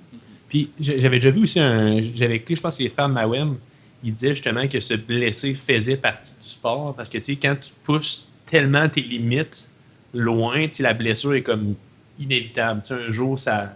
Ben, on flirte avec la limite en permanence, c'est sûr. Là. Il y a une partie qu'on connaît, mais il y a une partie qui est comme inévitable. Là, mettons le ACL, c'est dans un matelas. Tomber dans un trou de matelas, fait que c'était comme immédiat. Puis après, on apprend vraiment beaucoup. Là. On est plus sage. Je m'échauffe encore plus que je m'échauffais. Mais sûr, c'était un long plateau de 2 ans. Là. J'ai hâte de reperformer. Là. Ouais. Ben, 2 ans, c'est pas... On a toute la vie. Là. Exact. Ben moi, j'ai comme... Ma première année d'escalade, j'ai progressé vite dans un style très spécifique. Okay? Fait que genre, j'ai appris à faire des blocs dans un style vraiment spécifique. Puis là, en 1 an, j'ai grimpé comme un bloc à Val-David sur un V10. Puis là, j'étais comme, oh wow. Puis genre, dans ma tête, j'étais genre, OK, je grimpe V10, tu sais, parce que j'avais fait ce bloc-là. Fait qu'après ça, je pense que j'ai frappé un plateau parce que pendant comme peut-être 3-4 ans, j'essayais d'autres blocs qui étaient genre, qui fitaient vraiment pas mon style. Puis là, je grimpais plus cette cote-là. T'sais, fait que pendant comme 3-4 ans, je pensais que j'étais sur un plateau, mais dans le fond, c'était juste que comme ça avait été une performance un peu out of the ordinary. Ça avait comme pas vraiment rapport comme performance. Puis là, après ça, ça a été un plateau de comme, il faut que je m'entraîne pour comme avoir le niveau que je pensais que j'avais. Fait que c'était pas vraiment un plateau, c'était comme, je progressais d'année en année. Mais parce que je pensais que j'étais là, puis que j'étais en fait là, ben, j'avais l'impression que j'étais sur un plateau. Puis après ça, ça a été de comme sortir de ça, de dire comme, je suis pas juste... Faut que je fasse attention à mes mots, I guess. Mais non, je vais pas faire attention à mes mots, je vais juste dire, je suis pas juste comme un grimpeur V10, je peux aussi continuer à pousser après ça. C'est comme, là, j'ai passé le niveau, là, comme c'est assez, là, le plateau, comme, tu peux l'écraser, là, c'est fini. Fait que rendu là, peut-être que c'était plus un plateau mental comme le 2e plateau. Ouais. Moi, j'ai été coincé longtemps à pas savoir placer les pieds. J'étais très nul pour placer mes pieds, puis j'ai beaucoup focusé là-dessus, puis c'était En fait, moi, j'ai eu des obstacles techniques, je crois, dans ma carrière de grimpeur, où peut-être physiquement, j'étais plutôt fort, mentalement, j'étais plutôt fort, mais très nul pour placer les pieds. Maintenant, quand je me chauffe, là, je fais bien attention, je fais des drills de pieds, puis tout, puis je suis rendu pas mal, je crois. Hein. Je pense que pas. Je pense que c'est rendu pas mal.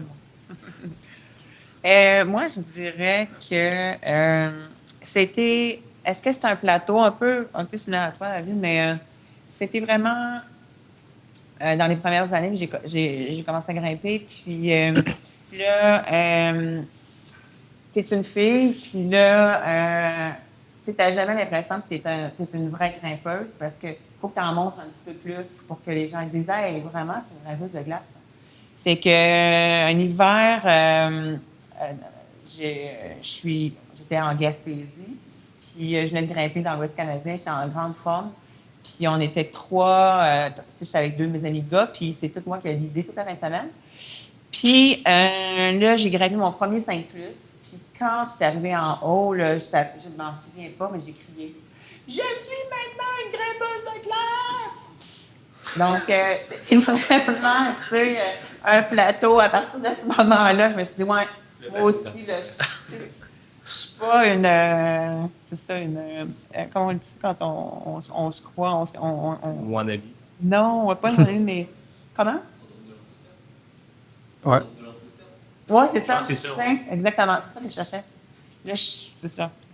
Là, j'avais l'impression que je pouvais dire que je suis une grimpeuse de glace, mais c'est une réalité, tu sais, pour quand même pour les filles qui existent là, dans les sports où est-ce qu'il y a plus de gars. Merci. Fait que ça va mettre fin à cette magnifique épisode de La Voix des grimpeurs. Merci tout le monde d'avoir été là. C'était un super épisode. Donc, on se finisse là-dessus. Merci encore une fois à Artérix de nous avoir accueillis dans le Palace Royal Mount. Partager au maximum de personnes, ça nous fait toujours plaisir de rassembler la communauté Grimpe comme ça. Puis on se voit au prochain épisode. Merci. But what that meant was I had my family round. And sometimes I can't help but frown. Then I remember what I meant for. It's so simple, I just say.